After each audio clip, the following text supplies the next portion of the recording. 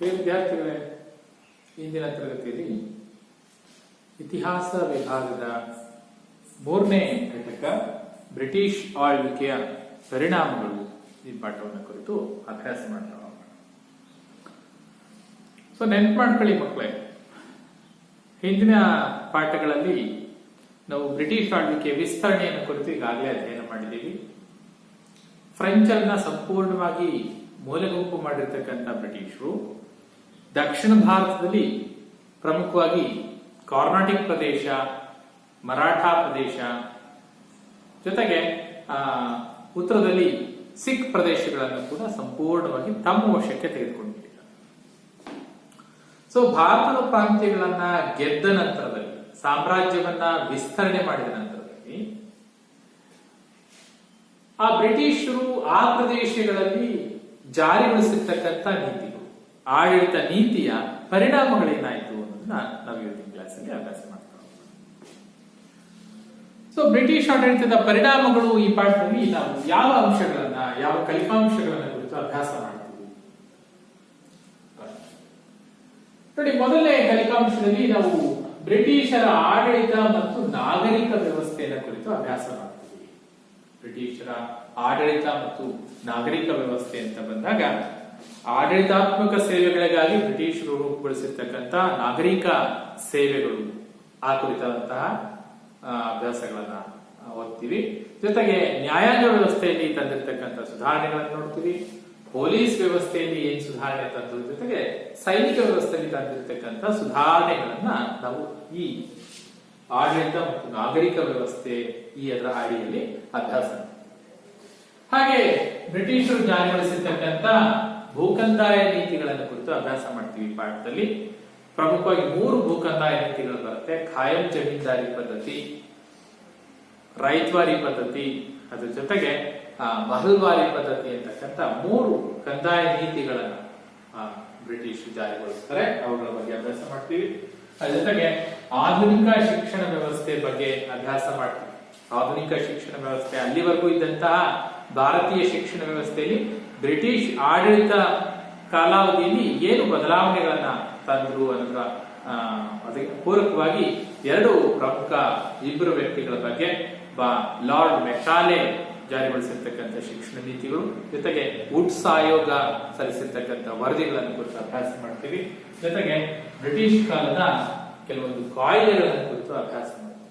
ಪ್ರಮುಖವಾಗಿ ರೆಗ್ಯುಲೇಟಿಂಗ್ ಕಾಯ್ದೆ ಇರ್ಬೋದು, ಪಿಟ್ಸ್ ಇಂಡಿಯಾ ಆಕ್ಟ್ ಇರ್ಬೋದು, ಜೊತೆಗೆ ಹಲವಾರು ಚಾರ್ಟರ್ ಆಕ್ಟ್ ಗಳನ್ನ ಏನ್ ಜಾರಿಗೊಳಿಸ್ತಾರೆ, ಈ ಕಲಿಕಾಂಶಗಳನ್ನು ಕುರಿತು ನಾವು ಈ ಪಾಠದಲ್ಲಿ ಅಭ್ಯಾಸ ಮಾಡ್ತೀವಿ. ಈ ತರಗತಿ ಒಂದೇ ಅಲ್ಲ, ಭಾಗ 2, ಭಾಗ 3 ತರಗತಿಗಳಲ್ಲಿ ನಾವು ನೋಡ್ತಾ ಹೋಗ್ತೀವಿ. ಮುಂದುವರೆದ ಹಾಗೆ ಕಂಟೆಂಟ್ ಹೇಗಿದೆ ಅನ್ನೋದ್ರ ಮೇಲೆ ಹೋಗ್ತಾ ಇದ್ದೀವಿ.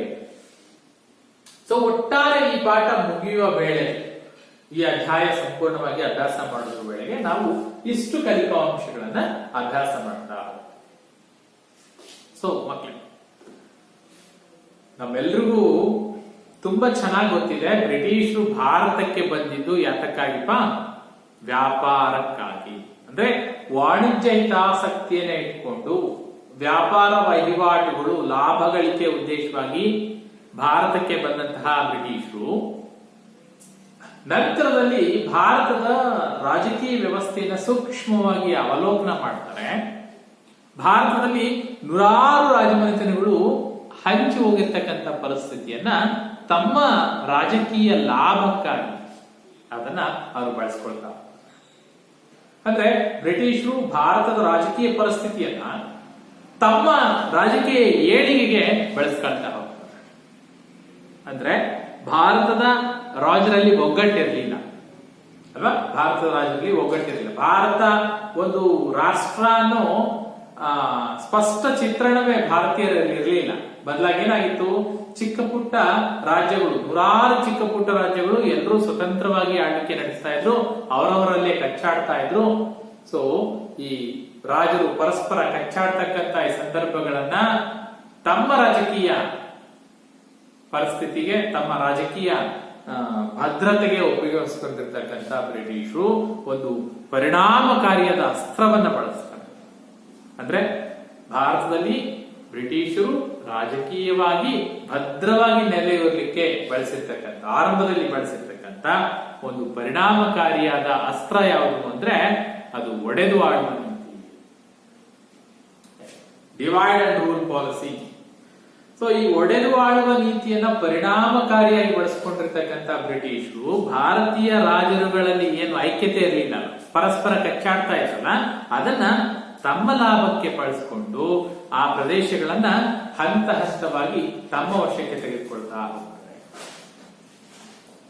ಸೊ ಒಡೆದು ಆಳುವ ನೀತಿ ಇದನ್ನ ಪರಿಣಾಮಕಾರಿಯಾಗಿ ಬಳಸಿಕೊಂಡಿರ್ತಕ್ಕಂಥ ಬ್ರಿಟಿಷರು ಕೆಲವು ಸಂದರ್ಭಗಳಲ್ಲಿ ಯುದ್ಧದ ನೀತಿಗಳನ್ನ ಅನುಸರಿಸಿದ್ರೆ, ಮತ್ತೆ ಕೆಲವು ಸಂದಿಗ್ಧ ಪರಿಸ್ಥಿತಿಗಳಲ್ಲಿ ಸಂಧಾನ ಮಾಡಿಕೊಳ್ಳೋದು. ಯುದ್ಧ ಮತ್ತು ಸಂಧಾನ ಈ ಎರಡು ಮಾರ್ಗಗಳನ್ನ ಸಮರ್ಥವಾಗಿ ಬಳಸಿಕೊಂಡು ತಮ್ಮ ರಾಜಕೀಯ ಹಿತಾಸಕ್ತಿಗಳನ್ನ ಬೆಳೆಸಿಕೊಳ್ತಾ ಹೋಗುದು. ನೋಡಿ ಏನಾಗುತ್ತೆ, ನಾವ್ ಹೇಳ್ತೀವಲ್ಲ ಇಬ್ರು ಜಗಳ ಮೂರನೇವನಿಗೆ ಲಾಭ ಅಂತ. ಹಾಗೆ ಭಾರತೀಯ ದೊರೆಗಳು ತಮ್ಮ ತಮ್ಮಲ್ಲೇ ಕಚ್ಚಾಡ್ತಾ ಲಾಭವನ್ನು ಯಾರಿಗೆ ಮಾಡ್ಕೊಡ್ತಾರೆ? ಬ್ರಿಟಿಷರಿಗೆ ಮಾಡ್ಕೊಡ್ತಾರೆ. ಅದರ ಅರಿವಾಗುವಷ್ಟರಲ್ಲಿ ಭಾರತೀಯರಿಗೆ ಆ ಬ್ರಿಟಿಷರು ನಮ್ಮ ಕಚ್ಚಾಟದ ಲಾಭ ಪಡ್ಕೊಂಡ್ರು ಅನ್ನೋಷ್ಟೊತ್ತಿಗೆ ಬ್ರಿಟಿಷರು ಭಾರತದಲ್ಲಿ ಭದ್ರವಾಗಿ ರಾಜಕೀಯವಾಗಿ ಬೇರುತ್ತಾ ಹೋದ್ರು. ಅದರ ಪರಿಣಾಮ ಮುಂದೆ ನೂರಾರು ವರ್ಷಗಳ ಕಾಲ ಬ್ರಿಟಿಷರು ಭಾರತವನ್ನ ಸಂಪೂರ್ಣವಾಗಿ ತಮ್ಮ ವಶದಲ್ಲಿ ಇಟ್ಕೊಂಡು ಆಳ್ವಿಕೆ ನಡೆಸ್ತಾ ಹೋಗ್ತಾರೆ. ಸೊ ಈ ಆಳ್ವಿಕೆ ಹಂತದಲ್ಲಿ ಬ್ರಿಟಿಷರು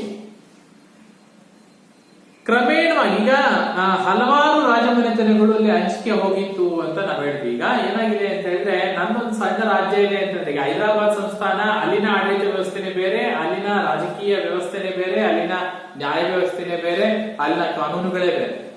ಅದೇ ಹೈದರಾಬಾದ್ ಸಂಸ್ಥಾನ ಬಿಟ್ಟು ಮೈಸೂರಿಗೆ ಬಂದ್ರೆ ಇಲ್ಲಿನ ಆಡಳಿತ ವ್ಯವಸ್ಥೆನೆ ಬೇರೆ, ಅದೇ ಉತ್ತರ ಭಾರತಕ್ಕೆ ಹೋದ್ರೆ ಅಲ್ಲಿನ ಆಡಳಿತ ವ್ಯವಸ್ಥೆನೆ ಬೇರೆ.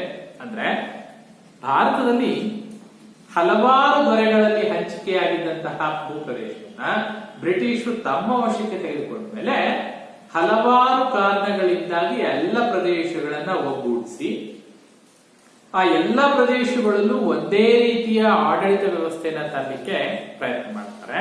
ಅದರಲ್ಲಿ ಯಶಸ್ವಿ ಕೂಡ.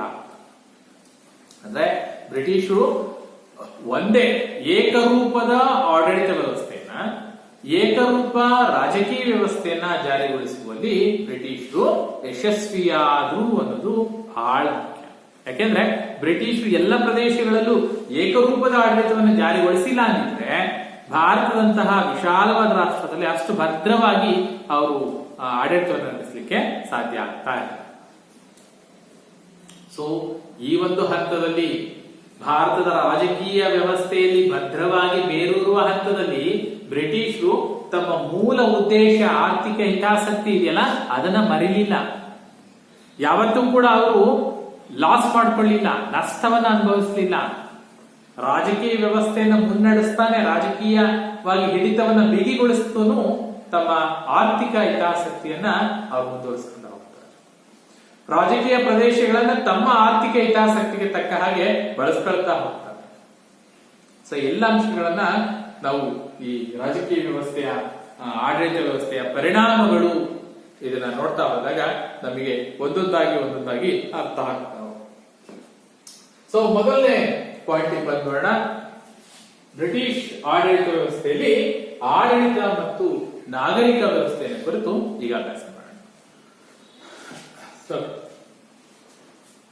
ನಾಗರಿಕ ಸೇವೆಗಳು ಅನ್ನೋ ವಿಚಾರಕ್ಕೆ ಬಂದಾಗ ಬ್ರಿಟಿಷರು ಭಾರತದಲ್ಲಿ ಆಡಳಿತ ನಡೆಸಲಿಕ್ಕೆ ನೌಕರರನ್ನ ನೇಮಕ ಮಾಡ್ತಕ್ಕಂಥದ್ದನ್ನ ಮೊದಲಿಂದಲೂ ಬೆಳೆಸ್ಕೊಂಡಿದ್ದಾರೆ. ಅಂದ್ರೆ ಬ್ರಿಟಿಷ್ ಈಸ್ಟ್ ಇಂಡಿಯಾ ಕಂಪನಿ ತನ್ನ ಆಡಳಿತ ವ್ಯವಸ್ಥೆಯನ್ನ ನಿರ್ವಹಣೆ ಮಾಡಬೇಕಾದ್ರೆ ನೌಕರರನ್ನ ನೇಮಕ ಮಾಡ್ಕೊಳ್ತಾ ಇರ್ತಕ್ಕಂಥ ಒಂದು ವ್ಯವಸ್ಥೆ. ಸೊ ಈ ವ್ಯವಸ್ಥೆಗೆ ನಾಗರಿಕ ಸೇವಾ ವ್ಯವಸ್ಥೆಯನ್ನ ರೂಪುಗೊಳಿಸಿದವನು ಲಾರ್ಡ್ ಕಾರ್ನ್ವಾಲಿಸ್. ನೆನ್ಪಿಟ್ಕೊಳ್ಳಿ, ಲಾರ್ಡ್ ಕಾರ್ನ್ವಾಲಿಸ್ ನಾಗರಿಕ ಸೇವಾ ವ್ಯವಸ್ಥೆಯನ್ನ ಜಾರಿಗೊಳಿಸಿದ. ಕೇಳಿ, ನಾಗರಿಕ ಸೇವಾ ವ್ಯವಸ್ಥೆಯನ್ನ ಜಾರಿಗೊಳಿಸಿದವರು ಯಾರು? ಮೊಟ್ಟ ಮೊದಲ ಬಾರಿಗೆ ಲಾರ್ಡ್ ಕಾರ್ನ್ವಾಲಿಸ್ ನಾಗರಿಕ ಸೇವಾ ವ್ಯವಸ್ಥೆಯನ್ನ ಜಾರಿಗೆ ತಂದ. ಏನು ನಾಗರಿಕ ಸೇವಾ ವ್ಯವಸ್ಥೆ? ನಾಗರಿಕ ಸೇವಾ ವ್ಯವಸ್ಥೆ ನೋಡಿ, ವ್ಯಾಪಾರಕ್ಕಾಗಿ ನೌಕರರನ್ನ ನೇಮಕ ಮಾಡ್ಕೊಳ್ತಾ ಇದ್ರು ಬ್ರಿಟಿಷರು. ಭಾರತದಲ್ಲಿ ವ್ಯಾಪಾರ ಮಾಡ್ಲಿಕ್ಕೆ, ಲಾಭ ಮಾಡ್ಕೊಳ್ಳಿಕ್ಕೆ, ಕೆಲಸ ಮಾಡ್ಲಿಕ್ಕೆ ನೌಕರ್ ಬೇಕಾಗಿತ್ತಲ್ಲ, ಅವರನ್ನ ನೇಮಕ ಮಾಡ್ಕೊಳ್ತಕ್ಕಂಥ ವ್ಯವಸ್ಥೆ ಆರಂಭದಿಂದಲೂ ಈಸ್ಟ್ ಇಂಡಿಯಾ ಕಂಪನಿ ಭಾರತಕ್ಕೆ ಬಂದಾಗಿಂದಲೂ ಕೂಡ ಇತ್ತು. ಆದ್ರೆ ಹೀಗೆ ನೌಕರರನ್ನ ನೇಮಕ ಮಾಡಿಕೊಳ್ಳುವಂತಹ ಸಂದರ್ಭದಲ್ಲಿ ಈಸ್ಟ್ ಇಂಡಿಯಾ ಕಂಪನಿ ಏನ್ ಮಾಡಿತ್ತು ಅಂತ ಹೇಳಿದ್ರೆ, ನೌಕರರು ಖಾಸಗಿ ವ್ಯಾಪಾರವನ್ನು ಕೂಡ ಮಾಡಿಕೊಳ್ಬಹುದು ಅಂತ ಅನುಮತಿ ಕೊಟ್ಟಿದೆ. ನೌಕರರು ಖಾಸಗಿಯಾಗಿ ಕೂಡ ತಮ್ಮ ವ್ಯಾಪಾರ ವಹಿವಾಟುಗಳನ್ನ ನಿರ್ವಹಿಸಿಕೊಳ್ಬಹುದು ಅಂತ ಅನುಮತಿ ಕೊಟ್ಟಿದೆ. ಈ ಅನುಮತಿ ಏನ್ ಕೊಟ್ಟಿತ್ತು, ಇದನ್ನ ಆ ನೌಕರರು ಏನ್ ಮಾಡ್ತಾರೆ, ತುಂಬಾ ಸ್ವಾರ್ಥಕ್ಕಾಗಿ, ಎಷ್ಟು ಮಟ್ಟಿಗೆ ಅಂತ ಹೇಳಿದ್ರೆ ಕಂಪನಿಯ ಹಿತಾಸಕ್ತಿಗೆ ಬದಲಾಗಿ ತನ್ನ ಸ್ವಾರ್ಥಕ್ಕಾಗಿ, ತನ್ನ ಸ್ವಾರ್ಥ ಸಂಪಾದನೆಗಾಗಿ ಅವರು ಇವುಗಳನ್ನ ಬಳಸ್ಕೊಳ್ತಾ ಏನಾಗ್ತಾರೆ, ಬ್ರಿಟಿಷ್ ಅಧಿಕಾರಿಗಳು ಕಡುಭ್ರಷ್ಟರಾಗ್ತಾರೆ. ಅಂದ್ರೆ ಬ್ರಿಟಿಷ್ ಈಸ್ಟ್ ಇಂಡಿಯಾ ಕಂಪನಿ ತನ್ನ ನೌಕರರಿಗೆ ಖಾಸಗಿಯಾಗಿ ವ್ಯಾಪಾರಕ್ಕಾಗಿ ನೀಡಿದ ಅನುಮತಿಯನ್ನ ಸ್ವಾರ್ಥಕ್ಕಾಗಿ, ಅಲ್ಲಿಗೆ ಏನಾಗುತ್ತೆ ಅಂತ ಹೇಳಿದ್ರೆ ಅಧಿಕಾರಿಗಳಿಗೆ ಕಂಪನಿ ಹಿತಾಸಕ್ತಿಗಿಂತ ಸ್ವಂತ ಹಿತಾಸಕ್ತಿಯ ಮುಖ್ಯ ಆಗುತ್ತೆ. ಅಷ್ಟು ಭ್ರಷ್ಟಾಚಾರದಲ್ಲಿ ತೊಡಗುತ್ತಾರೆ. ಸೊ ಆ ಭ್ರಷ್ಟಾಚಾರವನ್ನು ನಿಯಂತ್ರಿಸಲಿಕ್ಕೆ ಈಸ್ಟ್ ಇಂಡಿಯಾ ಕಂಪನಿ ಹಂತ 1773ರಲ್ಲಿ ಒಂದು ಕಾಯ್ದೆಯನ್ನ ರೂಪುಗೊಳಿಸುತ್ತೆ. ಅದನ್ನ ರೆಗ್ಯುಲೇಟಿಂಗ್ ಕಾಯ್ದೆ ಅಂತ ಕರಿತೀವಿ. ಮುಂದೆ ಓದ್ತೀವಿ ಕೂಡ. ರೆಗ್ಯುಲೇಟಿಂಗ್ ಕಾಯ್ದೆಯನ್ನು ಜಾರಿಗೊಳಿಸುತ್ತೆ. ರೆಗ್ಯುಲೇಟಿಂಗ್ ಕಾಯ್ದೆ ಜಾರಿಗೊಳಿಸಿರುವ ಉದ್ದೇಶ ಹೆಸರೇ ಹೇಳ್ತಾ ಇದೆ. ರೆಗ್ಯುಲೇಟಿಂಗ್ ಅಂತಂದ್ರೆ ನಿರ್ಬಂಧ ವಿಧಿಸುವುದು ಅಂತ. ಯಾರಿಗೆ? ಕಂಪನಿಯ ನೌಕರರು ಏನು ಖಾಸಗಿಯಾಗಿ ವ್ಯಾಪಾರ ಮಾಡ್ತಾ ಇದ್ದಾರೆ, ಆ ಕಂಪನಿಯ ನೌಕರರನ್ನ ನಿಯಂತ್ರಿಸತಕ್ಕಂಥ ಉದ್ದೇಶದಿಂದಾಗಿ ರೆಗ್ಯುಲೇಟಿಂಗ್ ಕಾಯ್ದೆಯನ್ನ ಜಾರಿಗೊಳಿಸುತ್ತೆ. ಸೊ ಈ ಕಾರ್ನ್ವಾಲಿಸ್ ಬಂದಲ್ಲ, ಇದು ಒಳ್ಳೆ ವ್ಯವಸ್ಥೆಯನ್ನ ಜಾರಿಗೊಳಿಸ್ತಾರೆ. ಲಾರ್ಡ್ ಕಾರ್ನ್ವಾಲಿಸ್ ನಾಗರಿಕ ಸೇವಾ ವ್ಯವಸ್ಥೆಯಲ್ಲಿ ಅಧಿಕಾರಿಗಳಾಗಿ ಆಯ್ಕೆಯಾಗಬೇಕು ಅಂತ, ನಾಗರಿಕ ಸೇವಾ ವ್ಯವಸ್ಥೆಯಲ್ಲಿ ಸೇವೆ ಸಲ್ಲಿಸಬೇಕು ಅನ್ನೋ ನೌಕರರಿಗೆ ಸ್ಪರ್ಧಾತ್ಮಕ ಪರೀಕ್ಷೆಗಳನ್ನ ಜಾರಿಗೊಳಿಸ್ತಾರೆ. ಸ್ಪರ್ಧಾತ್ಮಕ ಪರೀಕ್ಷೆಗಳನ್ನ ಜಾರಿಗೊಳಿಸಿ ಆ ಸ್ಪರ್ಧಾತ್ಮಕ ಪರೀಕ್ಷೆಗಳಲ್ಲಿ ತೇರ್ಗಡೆಯಾದವ್ರನ್ನ ನೇಮಕಾತಿ ಮಾಡ್ಕೊಳ್ತಕ್ಕಂಥ ವ್ಯವಸ್ಥೆಯನ್ನು ಜಾರಿಗೊಳಿಸ್ತಾರೆ. ಸೊ ಅದಕ್ಕಾಗಿ ಅವ್ರು ಏನ್ ಮಾಡ್ತಾರೆ, 1800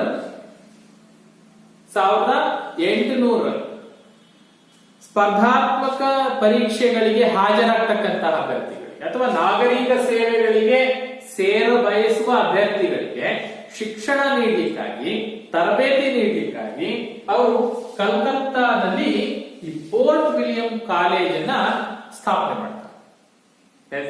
ಪೋರ್ಟ್ ವಿಲಿಯಂ ಕಾಲೇಜಿನ ಸ್ಥಾಪನೆಯ ಉದ್ದೇಶ ಏನು? ನಾಗರಿಕ ಸೇವೆಗಳಿಗೆ ಸೇರ ಬಯಸುವ ಅಭ್ಯರ್ಥಿಗಳಿಗೆ ತರಬೇತಿಯನ್ನ ಕೊಡ್ಲಿಕ್ಕೆ, ಶಿಕ್ಷಣವನ್ನ ಕೊಡ್ಲಿಕ್ಕೆ ಒಂದು ಕಾಲೇಜನ್ನು ಸ್ಥಾಪನೆ ಮಾಡ್ತಾರೆ, ಪೋರ್ಟ್ ವಿಲಿಯಂ ಕಾಲೇಜ್. ಸೊ ಇಲ್ಲಿ ತರಬೇತಿ ಪಡ್ಕೊಂಡು ಸ್ಪರ್ಧಾತ್ಮಕ ಪರೀಕ್ಷೆಗೆ ಹಾಜರಾಗಿ ಅದರಲ್ಲಿ ತೇರ್ಗಡೆಯಾದವರನ್ನ ನಾಗರಿಕ ಸೇವೆಗಳಿಗೆ ನೇಮಕ ಮಾಡಿಕೊಳ್ಬಹುದು. ಒಂದು ಉತ್ತಮವಾಗಿರ್ತಕ್ಕಂಥ ವ್ಯವಸ್ಥೆ. ಆದರೆ ಇವರು ಈ ಕಾಲೇಜನ್ನ ಸ್ಥಾಪನೆ ಮಾಡಿದಾಗ ಬ್ರಿಟನ್ ನಲ್ಲಿರ್ತಕ್ಕಂಥ ಈಸ್ಟ್ ಇಂಡಿಯಾ ಕಂಪನಿಯ ಡೈರೆಕ್ಟರ್ಸ್ ಇದ್ದಾರೆ, ನಿರ್ದೇಶಕರುಗಳು ಅಂತ ಏನ್ ಹೇಳ್ತಾರೆ, ಇವರು ಇದಕ್ಕೆ ಮಾನ್ಯತೆ ಕೊಡಲಿಲ್ಲ, ಇದನ್ನ ಒಪ್ಕೊಳ್ಳಿಲ್ಲ. ಬದಲಾಗಿ 1853ರವರೆಗೂ ಕೂಡ ನೋಡಿ, 1800ರಲ್ಲಿ ಕಾಲೇಜ್ ಸ್ಥಾಪನೆ ಆಗಿದೆ, ಆದ್ರೂ 1853ರವರೆಗೂ ಕೂಡ ಬ್ರಿಟನ್ ನಲ್ಲಿರ್ತಕ್ಕಂಥ ಈಸ್ಟ್ ಇಂಡಿಯಾ ಕಂಪನಿಯ ಡೈರೆಕ್ಟರ್ಗಳೇ, ನಿರ್ದೇಶಕರುಗಳೇ ಈಸ್ಟ್ ಇಂಡಿಯಾ ಕಂಪನಿಗೆ ನಾಗರಿಕ ಆಡಳಿತ ವ್ಯವಸ್ಥೆಗೆ ಬೇಕಾಗಿರ್ತಕ್ಕಂಥ ಅಧಿಕಾರಿಗಳನ್ನ ನೇಮಕ ಮಾಡ್ತಾ ಹೋಗ್ತಾರೆ. ಆದರೆ 1853ರ ನಂತರದಲ್ಲಿ ಏನಾಗುತ್ತೆ, 1853ರ ನಂತರ ಲಾರ್ಡ್ ಕಾರ್ನ್ವಾಲಿಸ್ ಜಾರಿಗೊಳಿಸಿದ್ನಲ್ಲ, ಏನು ನಾಗರಿಕ ಸೇವಾ ವ್ಯವಸ್ಥೆ, ಸ್ಪರ್ಧಾತ್ಮಕ ಪರೀಕ್ಷೆಗಳನ್ನ ನಡೆಸಬೇಕು, ಸ್ಪರ್ಧಾತ್ಮಕ ಪರೀಕ್ಷೆಗಳಲ್ಲಿ ತೇರ್ಗಡೆಯಾಗಿರ್ತಕ್ಕಂಥ ಅರ್ಹ ಅಭ್ಯರ್ಥಿಗಳನ್ನ ನಾಗರಿಕ ಆಡಳಿತ ವ್ಯವಸ್ಥೆಯಲ್ಲಿ ನೇಮಕ ಮಾಡ್ಕೊಳ್ಬೇಕು ಅನ್ನೋದನ್ನ ಈಸ್ಟ್ ಇಂಡಿಯಾ ಕಂಪನಿ ಒಪ್ಕೊಳ್ಳುತ್ತೆ, ಬ್ರಿಟನ್ ಒಪ್ಕೊಳ್ಳುತ್ತೆ. ಅದರ ಪ್ರಕಾರ 1853 ನಂತರ ಭಾರತದಲ್ಲಿ ಸ್ಪರ್ಧಾತ್ಮಕ ಪರೀಕ್ಷೆಗಳು ಜಾರಿಗೆ ಸೊ ಒಟ್ಟಾರೆ ನಾಗರಿಕ ಸೇವಾ ವ್ಯವಸ್ಥೆಯನ್ನ ಜಾರಿಗೊಳಿಸೋದು ಯಾರು ಅಂದ್ರೆ ಲಾರ್ಡ್ ಕಾರ್ನ್ವಾಲಿಸ್.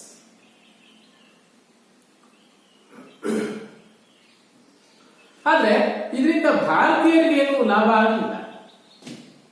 ಯಾಕೆಂದ್ರೆ ಬ್ರಿಟಿಷನವರು ಕಾಲೇಜನ್ನ ಆರಂಭ ಮಾಡ್ತಾರೆ, ಅಲ್ಲಿ ತರಬೇತಿನ ಕೊಡ್ತಾರೆ, ಶಿಕ್ಷಣ ಕೊಡ್ತಾರೆ, ಉದ್ಯೋಗದಲ್ಲಿ ಆಯ್ಕೆಯನ್ನ ಬಯಸಿ ಭಾರತೀಯ ಅಭ್ಯರ್ಥಿಗಳು ತೇರ್ಗಡೆಯಾದಾಗಲೂ ಕೂಡ ಅವರಿಗೆ ಅರ್ಹವಾದ ಹುದ್ದೆಗಳನ್ನ ನೀಡಿಲ್ಲ. ಯಾಕೆ ಅಂದ್ರೆ ಇದೇ ಲಾರ್ಡ್ ಕಾರ್ನ್ವಾಲಿಸ್ ಒಂದು ಹೇಳಿಕೆ ಕೊಡ್ತಾನೆ. ಏನ್ ಹೇಳಿಕೆ ಕೊಡ್ತಾನೆ ಅಂದ್ರೆ ಹಿಂದೂಸ್ತಾನದಲ್ಲಿರ್ತಕ್ಕಂಥ ಪ್ರತಿಯೊಬ್ಬ ಮೂಲ ನಿವಾಸಿಯು ಭ್ರಷ್ಟ ಅನ್ನೋ ಹೇಳಿಕೆಯನ್ನ ಲಾರ್ಡ್ ಕಾರ್ನ್ವಾಲಿಸ್ ನೋಡಿ. ಹಿಂದೂಸ್ತಾನದಲ್ಲಿ ಭಾರತದಲ್ಲಿರ್ತಕ್ಕಂಥ ಪ್ರತಿಯೊಬ್ಬ ಮೂಲ ನಿವಾಸಿಯು ಅಂದ್ರೆ ಎಲ್ಲ ಭಾರತೀಯರು ಭ್ರಷ್ಟರು ಅನ್ನೋ ಹೇಳಿಕೆಯನ್ನ ಕಾರ್ನ್ವಾಲಿಸ್ ನೀಡ್ತಾನೆ, ಹಾಗೆ ಬಿಂಬಿಸ್ತಾನೆ, ಹಾಗೆ ಸಮರ್ಥಿಸ್ತಾನೆ. ಆ ಕಾರಣದಿಂದಾಗಿ ಕಾರ್ನ್ವಾಲಿಸ್ ಇರುವವರೆಗೂ ಕೂಡ ಏನಾಗುತ್ತೆ ಅಂತ ಹೇಳಿದ್ರೆ ಭಾರತೀಯ ಬ್ರಿಟಿಷ್ ಆಡಳಿತ ವ್ಯವಸ್ಥೆಯಲ್ಲಿ, ನಾಗರಿಕ ಆಡಳಿತ ವ್ಯವಸ್ಥೆಯಲ್ಲಿ ಯಾವುದೇ ಭಾರತೀಯರಿಗೆ ಉನ್ನತ ಸ್ಥಾನಗಳು, ಉನ್ನತ ಹುದ್ದೆಗಳು ನೀಡಲ್ಲ, ಬದಲಾಗಿ ಕೆಳದರ್ಜೆಯ ಹುದ್ದೆಗಳನ್ನ ನೀಡ್ತಾ ಹೋಗ್ತಾರೆ. ಭ್ರಷ್ಟರು, ಭಾರತೀಯರು ಭ್ರಷ್ಟರು ಅನ್ನೋ ಕಾರಣವನ್ನು ಮುಂದಿಟ್ಟುಕೊಂಡು ಭಾರತೀಯರಿಗೆ ಕೆಳದರ್ಜೆಯ ಹುದ್ದೆಗಳನ್ನ ನೀಡ್ತಾ ಹೋಗ್ತಾರೆ. ನೋಡಿ, ವ್ಯಾಪಾರಕ್ಕಾಗಿ ಬಂದಂತಹ ಬ್ರಿಟಿಷರು ಭಾರತದ ಸಂಪತ್ತನ್ನ ಕೊಳ್ಳೆ ಹೊಡಿತಾ ಇದ್ದಾರೆ. ಕಂಪನಿಯ ಹೆಸರಿನಲ್ಲಿ ಬ್ರಿಟಿಷ್ ಅಧಿಕಾರಿಗಳು ಕಡು ಭ್ರಷ್ಟರಾಗಿ ಲೂಟಿ ಮಾಡ್ತಾ ಇದ್ದಾರೆ. ಅವ್ರನ್ನ ಕಂಟ್ರೋಲಿಂಗ್ ತಗೊಳ್ಳಿಕ್ಕೆ ರೆಗ್ಯುಲೇಟಿಂಗ್ ಕಾಯ್ದೆಯನ್ನು ಜಾರಿಗೊಳಿಸುವಂತಹ ಸಂದರ್ಭಗಳಲ್ಲಿ ಭಾರತದ ನಿವಾಸಿಗಳನ್ನ ಭ್ರಷ್ಟರು ಅನ್ನೋ ಅಣೆಪಟ್ಟಿ ಕಟ್ತಾನಲ್ಲ ಕಾರ್ನ್ವಾಲಿಸ್, ಇದನ್ನ ಭಾರತೀಯರಾದ ನಾವುಗಳು ಅಭ್ಯಾಸ ಮಾಡಬೇಕಾಗಿ ಎಂತಲ್ಲ.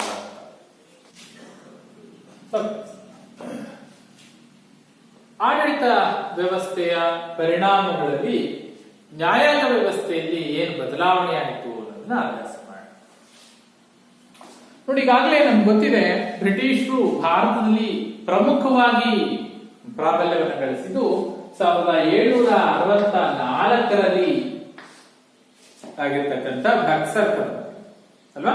ಬಕ್ಸರ್ ಕದನದ ಪರಿಣಾಮಗಳಲ್ಲಿ ಮೊಘಲ್ ದೊರೆ 2ನೇ ಶಾ ಆಲಂ ಅಲ್ಲ, ಮೊಘಲ್ ದೊರೆ 2ನೇ ಶಾ ಆಲಂ ಬ್ರಿಟಿಷರಿಗೆ ಸಂಪೂರ್ಣವಾಗಿ ಸೋತು ಬಂಗಾಳದ ದಿವಾನಿ ಹಕ್ಕನ್ನ ಬಿಟ್ಕೊಟ್ಟ ಅಂತ ನಮಗೆ ಗೊತ್ತಿದೆ ಅಲ್ಲ.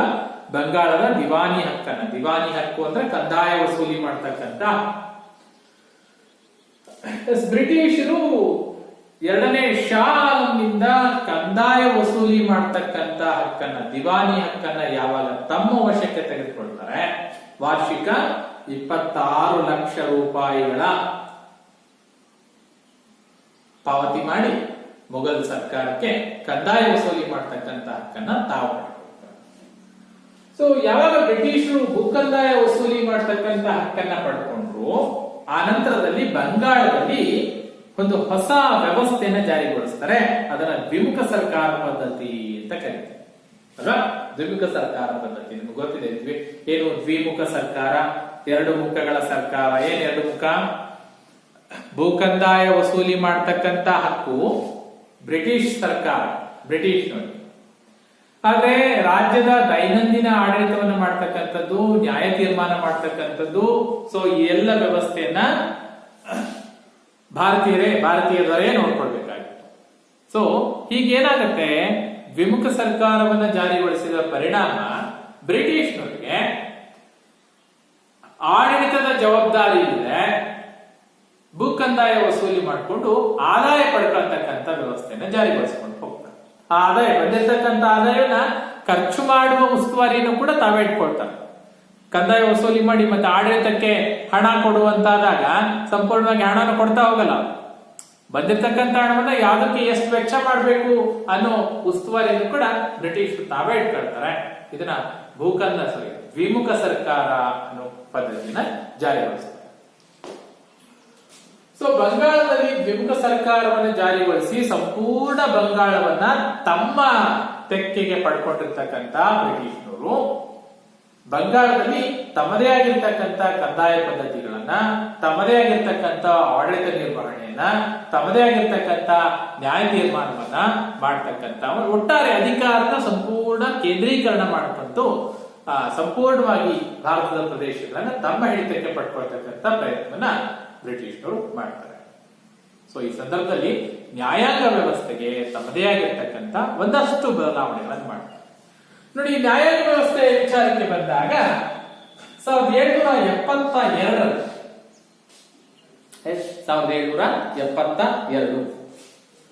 ಏನಾಗುತ್ತೆ, ಭಾರತಕ್ಕೆ ಗವರ್ನರ್ ಆಗಿ ವಾರನ್ ಹೇಸ್ಟಿಂಗ್ ಬರ್ತಾರೆ. ಭಾರತಕ್ಕೆ ಗವರ್ನರ್ ಆಗಿ ಬಂದಿರತಕ್ಕಂಥ ವಾರನ್ ಹೇಸ್ಟಿಂಗ್ ಭಾರತದ ನ್ಯಾಯ ವ್ಯವಸ್ಥೆಯಲ್ಲಿ, ನ್ಯಾಯಾಂಗ ಪದ್ಧತಿಯಲ್ಲಿ ಒಂದಷ್ಟು ಬದಲಾವಣೆಗಳನ್ನ ಮಾಡ್ತಾರೆ. ಹೊಸ ವ್ಯವಸ್ಥೆಯನ್ನ ಜಾರಿಗೊಳಿಸ್ತಾರೆ, ಹೊಸ ಯೋಜನೆಯನ್ನ ಜಾರಿಗೆ ತಂದ. ಏನ್ ಯೋಜನೆ? ಹೊಸ ಯೋಜನೆಯ ಪ್ರಕಾರ ಪ್ರತಿ ಜಿಲ್ಲೆಯಲ್ಲಿ 2 ನ್ಯಾಯಾಂಗ ವ್ಯವಸ್ಥೆಯನ್ನು ಜಾರಿಗೊಳಿಸ್ತಾರೆ.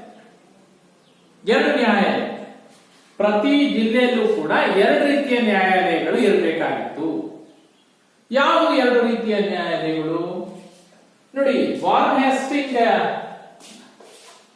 ಜಾರಿ ತಂದಿರತಕ್ಕಂಥ ಹೊಸ ನೀತಿಯಲ್ಲಿ ದಿವಾನಿ ಅದಾಲತ್ ಅನ್ನೋದು ಒಂದು ರೀತಿ ಕೋರ್ಟ್ ಆದ್ರೆ, ಫೌಜದಾರಿ ಅದಾಲತ್ ಅಂತಕ್ಕಂಥದ್ದು ಮತ್ತೊಂದು ರೀತಿಯ ಕೋರ್ಟ್, ಮತ್ತೊಂದು ರೀತಿಯ ನ್ಯಾಯಾಲಯ. ಏನಾಗುತ್ತೆ ನೋಡಿ, ಈ ವ್ಯವಸ್ಥೆಯಲ್ಲಿ ದಿವಾನಿ ಅದಾಲತ್ ಅಂತಕ್ಕಂಥದ್ದು ನಾಗರಿಕ ಪ್ರಕರಣಗಳನ್ನ, ಕಂದಾಯಕ್ಕೆ ಸಂಬಂಧಪಟ್ಟಂತಹ ಪ್ರಕರಣಗಳನ್ನ, ಸೊ ಒಟ್ಟಾರೆ ನಾಗರಿಕ ಆಡಳಿತ ವ್ಯವಸ್ಥೆಯಲ್ಲಿ ದಿವಾನಿ ಅದಾಲತ್ ಅಂತಕ್ಕಂಥದ್ದು ನ್ಯಾಯ ತೀರ್ಮಾನ ಮಾಡತಕ್ಕಂಥ ವ್ಯವಸ್ಥೆ. ಇದು ನಾಗರಿಕ ಪ್ರಕರಣಗಳನ್ನ ವಿಚಾರ, ಸಿವಿಲ್ ಕೋರ್ಟ್ಸ್, ಇವತ್ತಿನ ಸಿವಿಲ್ ಕೋರ್ಟ್ಸ್ ಅಂತ ಹೇಳ್ತೀವಲ್ಲ, ಸೊ ಹಾಗೆ ಈ ದಿವಾನಿ ಅದಾಲತ್ ಹೇಗೆ ಕಾರ್ಯನಿರ್ವಹಿಸ್ತಾ ಇತ್ತು ಅಂತ ಹೇಳಿದ್ರೆ, ಹಿಂದೂಗಳಾದ್ರೆ ಹಿಂದೂ ನ್ಯಾಯ ಸಂಹಿತೆಯ ಪ್ರಕಾರ, ಹಿಂದೂ ಧರ್ಮಶಾಸ್ತ್ರಗಳಲ್ಲಿ ಏನ್ ಹೇಳ್ತಾ ಇದೆ ಅದರ ಪ್ರಕಾರವಾಗಿ ಹಿಂದೂಗಳಿಗೆ ನ್ಯಾಯ ತೀರ್ಮಾನ ಮಾಡ್ತಾ ಇದ್ರೆ, ಮುಸ್ಲಿಂ ಅಪರಾಧಿಗಳಾಗಿದ್ರೆ ಮುಸ್ಲಿಮರಿಗೆ ಮುಸ್ಲಿಂ ಶರಿಯತ್ ಕಾನೂನು ಅಂತ ಇದೆ, ಅದರ ಪ್ರಕಾರ ನ್ಯಾಯದಾನವನ್ನ ಮಾಡಲಾಗ್ತಾ ಇತ್ತು. ಒಂದು ಕಾನ್ಸೆಪ್ಟ್ ಅನ್ನು ಕರೆಕ್ಟ್ ಅರ್ಥ ಮಾಡ್ಕೊಂಡ್ಬಿಡಿ. ಕೋರ್ಟ್ ಒಂದೇ, ದಿವಾನಿ ಅದಾಲತ್. ಆದ್ರೆ ನ್ಯಾಯ ತೀರ್ಮಾನ ಮಾಡ್ಬೇಕಾದ್ರೆ ಹಿಂದೂಗಳಿಗೆ ಹಿಂದೂ ಧರ್ಮಶಾಸ್ತ್ರಗಳಲ್ಲಿ ಹೇಳಿರ್ತಕ್ಕಂಥ ಕಾನೂನಿನ ಪ್ರಕಾರ ನ್ಯಾಯ ತೀರ್ಮಾನ ಮಾಡಿದ್ರೆ, ಮುಸ್ಲಿಮರಿಗೆ ಮುಸ್ಲಿಂ ಶರಿಯತ್ ಕಾನೂನುಗಳ ಪ್ರಕಾರ ನ್ಯಾಯ ನಿರ್ಣಯವನ್ನ ಮಾಡ್ತಾ ಇದ್ರು. ನೋಡಿ, ಬ್ರಿಟಿಷರು ಬಂದ್ರು ಕೂಡ ನ್ಯಾಯಾಂಗ ವ್ಯವಸ್ಥೆಯಲ್ಲಿ ಹಿಂದೂಗಳಿಗೆ ಹಿಂದೂಗಳ ಧರ್ಮ ಪ್ರಕಾರ, ಮುಸ್ಲಿಮರಿಗೆ ಮುಸ್ಲಿಂ ಶರಿಯತ್ ಕಾನೂನಿನ ಪ್ರಕಾರ ನ್ಯಾಯ ತೀರ್ಮಾನ ಮಾಡಲಾಗ್ತಾ ಇತ್ತು ಆರಂಭದಲ್ಲಿ. ಇದು ನಾಗರಿಕ ನ್ಯಾಯ. ಇನ್ನು ಅಪರಾಧ ಪ್ರಕರಣಗಳಿದ್ರೆ ಕ್ರಿಮಿನಲ್ ಕೋರ್ಟ್ ಅಂತ ಕರಿತೀವಿ. ಕ್ರಿಮಿನಲ್ ಕೋರ್ಟ್ಗಳನ್ನ, ಅಪರಾಧಗಳನ್ನ ವಿಚಾರಣೆ ಮಾಡ್ತಕ್ಕಂಥ ನ್ಯಾಯಾಲಯಗಳನ್ನ ಫೌಜದಾರಿ ಅದಾಲತ್ ಅಂತ ಕರೀತಾ ಇದ್ರು. ಈ ಫೌಜದಾರಿ ಅದಾಲತ್ ಅಂದ್ರೆ ಅಪರಾಧ ಪ್ರಕರಣಗಳಲ್ಲಿ ನ್ಯಾಯ ತೀರ್ಮಾನ ಮಾಡಬೇಕಾದ್ರೆ ಮುಸ್ಲಿಂ ಶರಿಯತ್ ಕಾನೂನಿನ ಅನುಸಾರವಾಗಿ ನ್ಯಾಯ ತೀರ್ಮಾನವನ್ನು ಮಾಡ್ತಾ ಇದ್ರು. ಅದು ಹಿಂದೂಗಳಾಗ್ಲಿ ಅಥವಾ ಮುಸ್ಲಿಮರಾಗ್ಲಿ. ನೋಡಿ, ಅಪರಾಧ ಪ್ರಕರಣಗಳಲ್ಲಿ ಫೌಜದಾರಿ ಅದಾಲತ್ಗಳಲ್ಲಿ ಮುಸ್ಲಿಂ ಶರಿಯತ್ ಕಾನೂನನ್ನ ಪಾಲನೆ ಮಾಡಿದ್ರೆ, ದಿವಾನಿ ಅದಾಲತ್ನಲ್ಲಿ ಹಿಂದೂಗಳಿಗೆ ಹಿಂದೂ ಧರ್ಮಶಾಸ್ತ್ರ, ಮುಸ್ಲಿಮರಿಗೆ ಶರಿಯತ್ ಕಾನೂನು ಪ್ರಕಾರ ನ್ಯಾಯ ತೀರ್ಮಾನವನ್ನ ಮಾಡ್ತಾರೆ. ಕ್ರಮೇಣ ಏನಾಗ್ತಾ ಹೋಗುತ್ತೆ, ಬ್ರಿಟಿಷರು ಆ ನ್ಯಾಯ ತೀರ್ಮಾನ ವ್ಯವಸ್ಥೆಯಲ್ಲಿ ಒಂದಷ್ಟು ಸುಧಾರಣೆಗಳನ್ನ ರೂಪಿಸ್ತಾ ಏನ್ ಮಾಡ್ತಾರೆ, ಬ್ರಿಟಿಷರ ಹಿಡಿತದಲ್ಲಿದ್ದಂತಹ ಭಾರತೀಯ ಪ್ರದೇಶಗಳಲ್ಲಿ ತಮ್ಮದೇ ಆಗಿರ್ತಕ್ಕಂಥ ಕಾನೂನು ಸುವ್ಯವಸ್ಥೆಯನ್ನ ಜಾರಿಗೊಳಿಸತಕ್ಕಂಥ ಪ್ರಯತ್ನ ಮಾಡ್ತಾರೆ. ಅಂದ್ರೆ ನಂತರದ ದಿನಗಳಲ್ಲಿ ಇಡೀ ಬ್ರಿಟಿಷ್ ಆಡಳಿತ ವ್ಯವಸ್ಥೆಗೆ ಒಳಪಟ್ಟಿರ್ತಕ್ಕಂಥ ಎಲ್ಲ ಭಾಗಗಳಲ್ಲೂ, ಎಲ್ಲ ಬ್ರಿಟಿಷರ ಕಂಟ್ರೋಲ್ಗೆ ಬಂದಿರತಕ್ಕಂಥ ಎಲ್ಲ ಪ್ರದೇಶಗಳಲ್ಲಿ ಒಂದೇ ರೀತಿಯ ಕಾನೂನುಗಳನ್ನ ಅಪ್ಲೈ ಮಾಡಲಿಕ್ಕೆ ಶುರು ಮಾಡ್ತಾರೆ. ಬ್ರಿಟಿಷ್ ಕಾನೂನುಗಳನ್ನ, ಬ್ರಿಟಿಷ್ ಕಾಯ್ದೆಗಳನ್ನ ಜಾರಿಗೊಳಿಸ್ತಕ್ಕಂಥ ಪ್ರಯತ್ನ ಮಾಡ್ತಾರೆ. ಅದನ್ನ ಮುಂದಿನ ಅಧ್ಯಾಯಗಳಲ್ಲಿ, ಮುಂದಿನ ತರಗತಿಗಳಲ್ಲಿ ತಿಳಿತಾ ಹೋಗ್ತೀರ. ಸೊ ಈ ನ್ಯಾಯ ತೀರ್ಮಾನ ಮಾಡ್ತಕ್ಕಂಥ ವ್ಯವಸ್ಥೆಗೆ ಬಂದ್ರೆ ಯಾರು ನ್ಯಾಯ ತೀರ್ಮಾನ ಮಾಡ್ತಾ ಇದ್ರು? ಯಾರು ನ್ಯಾಯ ತೀರ್ಮಾನ ಮಾಡ್ತಾ ಇದ್ರು ಅಂದ್ರೆ, ನ್ಯಾಯ ತೀರ್ಮಾನ ಮಾಡ್ಲಿಕ್ಕೆ ಒಬ್ಬ ಅಧಿಕಾರಿನ ನೇಮಕ ಮಾಡ್ತಿದ್ರು. ಅವರನ್ನ ಕಾಜಿ ಅಂತ ಕರೀತಾರೆ. ಕಾಜಿ ಅನ್ನೋದು ನ್ಯಾಯಾಧೀಶನ ಹುದ್ದೆ ಆಗಿತ್ತು. ಕಾಜಿಗಳು ನ್ಯಾಯ ತೀರ್ಮಾನ ಮಾಡ್ತಾ ಇದ್ರು. ಆದರೆ ಅವರ ಮೇಲ್ಗಡೆ ಯಾರಿರ್ತಿದ್ರು ಅಂದ್ರೆ ಬ್ರಿಟನ್ನಿನ ಜಿಲ್ಲಾಧಿಕಾರಿಗಳು ಅಂತ ಹೇಳಿ.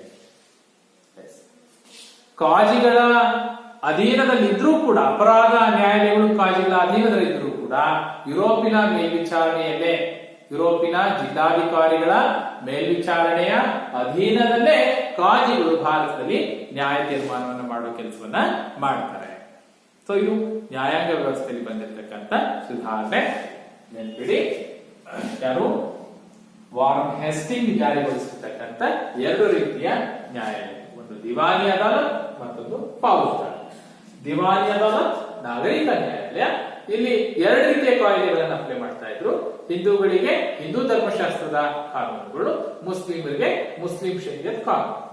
ಆದ್ರೆ ಅಪರಾಧ ನ್ಯಾಯಾಲಯ ಫೌಜ್ದಾರಿ ಅದಾಲತ್ಗೆ ಬಂದಾಗ ಇಲ್ಲಿ ಮುಸ್ಲಿಂ ಕಾನೂನುಗಳನ್ನ ಅನ್ವಯಿಸಿ, ಶರೀಯತ್ ಕಾನೂನಿನ ಪ್ರಕಾರವೇ ಅಪರಾಧಿ ತೀರ್ಮಾನಗಳನ್ನ ಮಾಡಲಾಗ್ತಾ ಇತ್ತು. ಪೊಲೀಸ್ ವ್ಯವಸ್ಥೆಯನ್ನ ಜಾರಿಗೊಳಿಸಿದ್ರು. ಪೊಲೀಸ್ ವ್ಯವಸ್ಥೆಯಲ್ಲಿ ಏನೆಲ್ಲ ಬದಲಾವಣೆಗಳನ್ನ ಜಾರಿಗೊಳಿಸಿದ್ರು ಅಂತ ನೋಡೋದಾದ್ರೆ, ಲಾರ್ಡ್ ಕಾರ್ನ್ವಾಲಿಸ್ ಬಂದು ಭಾರತದಲ್ಲಿ ಭಾರತದಲ್ಲಿ ಮೊಟ್ಟ ಮೊದಲ ಬಾರಿಗೆ ವ್ಯವಸ್ಥಿತ ಪೊಲೀಸ್ ವಿಭಾಗವನ್ನ ಜಾರಿಗೊಳಿಸಿದ್ದು ಅಂದ್ರೆ ಅದು ಲಾರ್ಡ್ ಕಾರ್ನ್ವಾಲಿಸ್. ಲಾರ್ಡ್ ಕಾರ್ನ್ವಾಲಿಸ್ ಭಾರತದಲ್ಲಿ ಮೊಟ್ಟ ಮೊದಲ ಬಾರಿಗೆ ವ್ಯವಸ್ಥಿತವಾದ ಸುಧಾರಿಸಿದ ಪೊಲೀಸ್ ವಿಭಾಗವನ್ನ ಜಾರಿಗೊಳಿಸಿದ. ಅಂದ್ರೆ ಇವರ ಪ್ರಯತ್ನದ ಫಲವಾಗಿ ಪೊಲೀಸ್ ವ್ಯವಸ್ಥೆಯಲ್ಲಿ ಒಂದಷ್ಟು ಬದಲಾವಣೆಗಳನ್ನ ಮಾಡ್ತಕ್ಕಂಥ ವ್ಯವಸ್ಥೆಯನ್ನ ಜಾರಿಗೊಳಿಸಿದ. ಇವತ್ತು ಅಸ್ತಿತ್ವದಲ್ಲಿರುವ ಜಿಲ್ಲೆಯ ಪೊಲೀಸ್ ಅಧಿಕಾರಿಯನ್ನ, ಜಿಲ್ಲೆಯ ಸಂಪೂರ್ಣ ಪೊಲೀಸ್ ವ್ಯವಸ್ಥೆಯನ್ನ ನಿಯಂತ್ರಿಸತಕ್ಕಂಥ ಅಧಿಕಾರಿಯನ್ನ SP ಅಂತ ಕರಿತೀವಿ ನೋಡಿ ಅಲ್ವಾ? SP NSP superintendent of police ಅಂತ ಕರಿತೀವಲ್ಲ. ಸೊ ಈ ಹುದ್ದೆಯನ್ನ ಮೊಟ್ಟ ಮೊದಲ ಬಾರಿಗೆ ಜಾರಿಗೊಳಿಸಿದವನು ಲಾರ್ಡ್ ಕಾರ್ನ್ವಾಲಿಸ್. SP ನೇತೃತ್ವದಲ್ಲಿ ಜಿಲ್ಲೆಯ ಸಂಪೂರ್ಣ ಶಾಂತಿ ಸುವ್ಯವಸ್ಥೆಯನ್ನ ಕಾಪಾಡ್ತಕ್ಕಂಥ ಜವಾಬ್ದಾರಿ ಈ SP ದಾಗಿದೆ. ಅಂದ್ರೆ ಪೊಲೀಸ್ ವ್ಯವಸ್ಥೆಯ ಉಸ್ತುವಾರಿಯಲ್ಲಿ ಸಂಪೂರ್ಣ ಮೇಲ್ಮಟ್ಟದ ಉಸ್ತುವಾರಿಯನ್ನ ಈ SP-ಗಳು ನೋಡ್ಕೊಳ್ತಾ ಇರ್ತಾರೆ, ಜಿಲ್ಲಾ ಮಟ್ಟ. ಸೊ ಅಲ್ಲಿವರೆಗೆ ಇದ್ದಂತ ಪೊಲೀಸ್ ವ್ಯವಸ್ಥೆಯನ್ನ ಪರಿಷ್ಕರಣೆ ಮಾಡಿ ಒಂದು ಹೊಸ ವ್ಯವಸ್ಥೆಯನ್ನ ಜಾರಿಗೆ ತರ್ತಾರೆ. ಏನ್ ಜಾರಿಗೆ ತರ್ತಾರೆ ಅಂತ ಹೇಳಿದ್ರೆ 1793ರಲ್ಲಿ ಪ್ರತಿ ಜಿಲ್ಲೆಯಲ್ಲಿ ಇದ್ದಂತಹ ಪೊಲೀಸ್ ವ್ಯವಸ್ಥೆಯನ್ನ ಒಂದು ಪೊಲೀಸ್ ಠಾಣೆ ಅಂತ ಮಾಡ್ಕೊಳ್ತಾರೆ. ಜಿಲ್ಲೆಯಲ್ಲಿದ್ದ ಪ್ರತಿ ಜಿಲ್ಲೆಗೂ ಒಂದೊಂದು ಠಾಣೆಯನ್ನ ಜಾರಿಗೊಳಿಸಿದ್ರು. ಒಂದು ಪೊಲೀಸ್ ಸ್ಟೇಷನ್ ಅಂತ ಏನ್ ಕರಿತೀವಿ. ಪ್ರತಿ ಜಿಲ್ಲೆಗೊಂದು ಮುಖ್ಯ ಪೊಲೀಸ್ ಠಾಣೆ ಅಂತ ಜಾರಿಗೊಳಿಸ್ತಾರೆ. ಆ ಪೊಲೀಸ್ ಠಾಣೆಗೆ ಕೊತ್ವಾಲರನ್ನ ನೇಮಕ ಮಾಡ್ತಾರೆ. ಕೊತ್ವಾಲ್ ಜಿಲ್ಲಾ ಪೊಲೀಸ್ ಠಾಣೆಯನ್ನ, ಅದರ ಉಸ್ತುವಾರಿಯನ್ನ ಕೊತ್ವಾಲ್ಗೆ ವಹಿಸಲಾಗುತ್ತೆ. ಅಂದ್ರೆ ಪ್ರತಿಯೊಂದು ಠಾಣೆಯೂ ಕೂಡ ಕೊತ್ವಾಲರ ಅಧೀನದಲ್ಲಿ ಇರ್ತಾ ಇತ್ತು. ಅಲ್ಲಿನ ಸಂಪೂರ್ಣ ಪೊಲೀಸ್ ವ್ಯವಸ್ಥೆಯನ್ನ, ಶಾಂತಿ ಸುವ್ಯವಸ್ಥೆಯನ್ನ ಕಾಪಾಡತಕ್ಕಂಥ ಜವಾಬ್ದಾರಿ ಈ ಕೊತ್ವಾಲ್. ಹಳ್ಳಿಗಳಲ್ಲಿ ಕೂಡ ಪೊಲೀಸ್ ವ್ಯವಸ್ಥೆಯನ್ನು ಜಾರಿಗೊಳಿಸ್ತಾರೆ. ಹಳ್ಳಿಗಳಲ್ಲಿ ಚೌಕಿದಾರ್ ಅನ್ನೋ ಹೆಸರಿನ ಅಧಿಕಾರಿ ನೇಮಕ ಮಾಡ್ತಾರೆ. ಸೊ ಚೌಕಿದಾರ್ ಏನ್ ಮಾಡ್ತಾ ಇದ್ರು? ಹಳ್ಳಿಗಳಲ್ಲಿ ಶಾಂತಿ ಸುವ್ಯವಸ್ಥೆಯನ್ನ ಕಾಪಾಡ್ತಾ ಇದ್ರು. ಸೊ ಇಲ್ಲಿ ಎರಡು ಪ್ರಮುಖ ಹುದ್ದೆಗಳು ಬರ್ತಾ ಇದೆ, ಒಂದು ಕೊತ್ವಾಲ್ ಮತ್ತೊಂದು ಚೌಕಿದಾರ್. ಕೊತ್ವಾಲರು ಜಿಲ್ಲಾ ಠಾಣೆಗಳು ಕೊತ್ವಾಲರ ಅಧೀನಕ್ಕೆ ಬಂದ್ರೆ ಹಳ್ಳಿಗಳಲ್ಲಿ ಚೌಕಿದಾರರು ಇರ್ತಾ ಇದ್ರು. ಸೊ ಒಟ್ಟಾರೆ ಈ ಅಪರಾಧ ಪ್ರಕರಣಗಳು ಕೊಲೆ, ದರೋಡೆ, ಸುಲಿಗೆ ಈ ತರದ ಪ್ರಕರಣಗಳನ್ನ ವಿಚಾರಣೆ ಮಾಡ್ತಾರೆ. ಅದನ್ನ ಸಂಪೂರ್ಣವಾಗಿ ಹತೋಟಿಗೆ ತರ್ತಕ್ಕಂತ ಜವಾಬ್ದಾರಿಗಳನ್ನ, ಅದರ ನಿಯಂತ್ರಣದ ಜವಾಬ್ದಾರಿಯನ್ನ ಕೊತ್ವಾಲರಿಗೆ ನೀಡಲಾಗ್ತಾ ಇತ್ತು. ಇವರು ಹೊಸದಾಗಿ ಜಾರಿಗೊಳಿಸಿರ್ತಕ್ಕಂಥ ಪೊಲೀಸ್ ವ್ಯವಸ್ಥೆಯಲ್ಲಿ ಜಿಲ್ಲಾ ಹಂತದ ಸಂಪೂರ್ಣ ಪೊಲೀಸ್ ವ್ಯವಸ್ಥೆಯನ್ನ ನಿಯಂತ್ರಿಸತಕ್ಕಂತ ಠಾಣೆಗಳ ನಿಯಂತ್ರಣಾಧಿಕಾರಿಗಳಾಗಿ ಕೊತ್ವಾಲರು ಕಾರ್ಯವನ್ನು ನಿರ್ವಹಿಸ್ತಾ ಇರ್ತಾರೆ. ಆದ್ರೆ ಆ ಮಧ್ಯದಲ್ಲಿ, ಆ ಕಾಲಘಟ್ಟದಲ್ಲಿ 1770ರ ದಶಕ ಆ ಸುಮಾರಿನಲ್ಲಿ ಏನಾಗುತ್ತೆ, ಭೀಕರವಾಗಿರ್ತಕ್ಕಂಥ ಬರಗಾಲದ ಸಂದರ್ಭದಲ್ಲಿ ಪೊಲೀಸ್ ವ್ಯವಸ್ಥೆ ಸಂಪೂರ್ಣವಾಗಿ ಹದಗೆಟ್ಟು ಹೋಗುತ್ತೆ. ಯಾಕಂದ್ರೆ ಬರಗಾಲ ಸಂದರ್ಭ, ಮಳೆ ಕಡಿಮೆ ಆಗುತ್ತೆ, ಬೆಳೆ ಇಲ್ಲ, ರೈತರಿಗೆ ಆದಾಯ ಇಲ್ಲ. ಆ ಸಂದರ್ಭದಲ್ಲಿ ಈ ಪ್ರಕರಣಗಳು ಹೆಚ್ಚಾಗ್ತಾ ಹೋಗುತ್ತೆ. ಅಂದ್ರೆ ಕೊಲೆ, ಸುಲಿಗೆ, ದರೋಡೆ ಈ ತರದ ಪ್ರಕರಣಗಳು ಹೆಚ್ಚಾಗ್ತಾ ಹೋದಾಗ ಕ್ಷಾಮ, ಭೀತಿ, ಆ ಸಂದರ್ಭದಲ್ಲಿ ಪೊಲೀಸ್ ವ್ಯವಸ್ಥೆನ ಸಂಪೂರ್ಣವಾಗಿ ಬದಲಾಯಿಸತಕ್ಕಂತ ವ್ಯವಸ್ಥೆಗೆ ಮತ್ತೆ ಬ್ರಿಟಿಷರು ಮುಂದಾಗ್ತಾರೆ.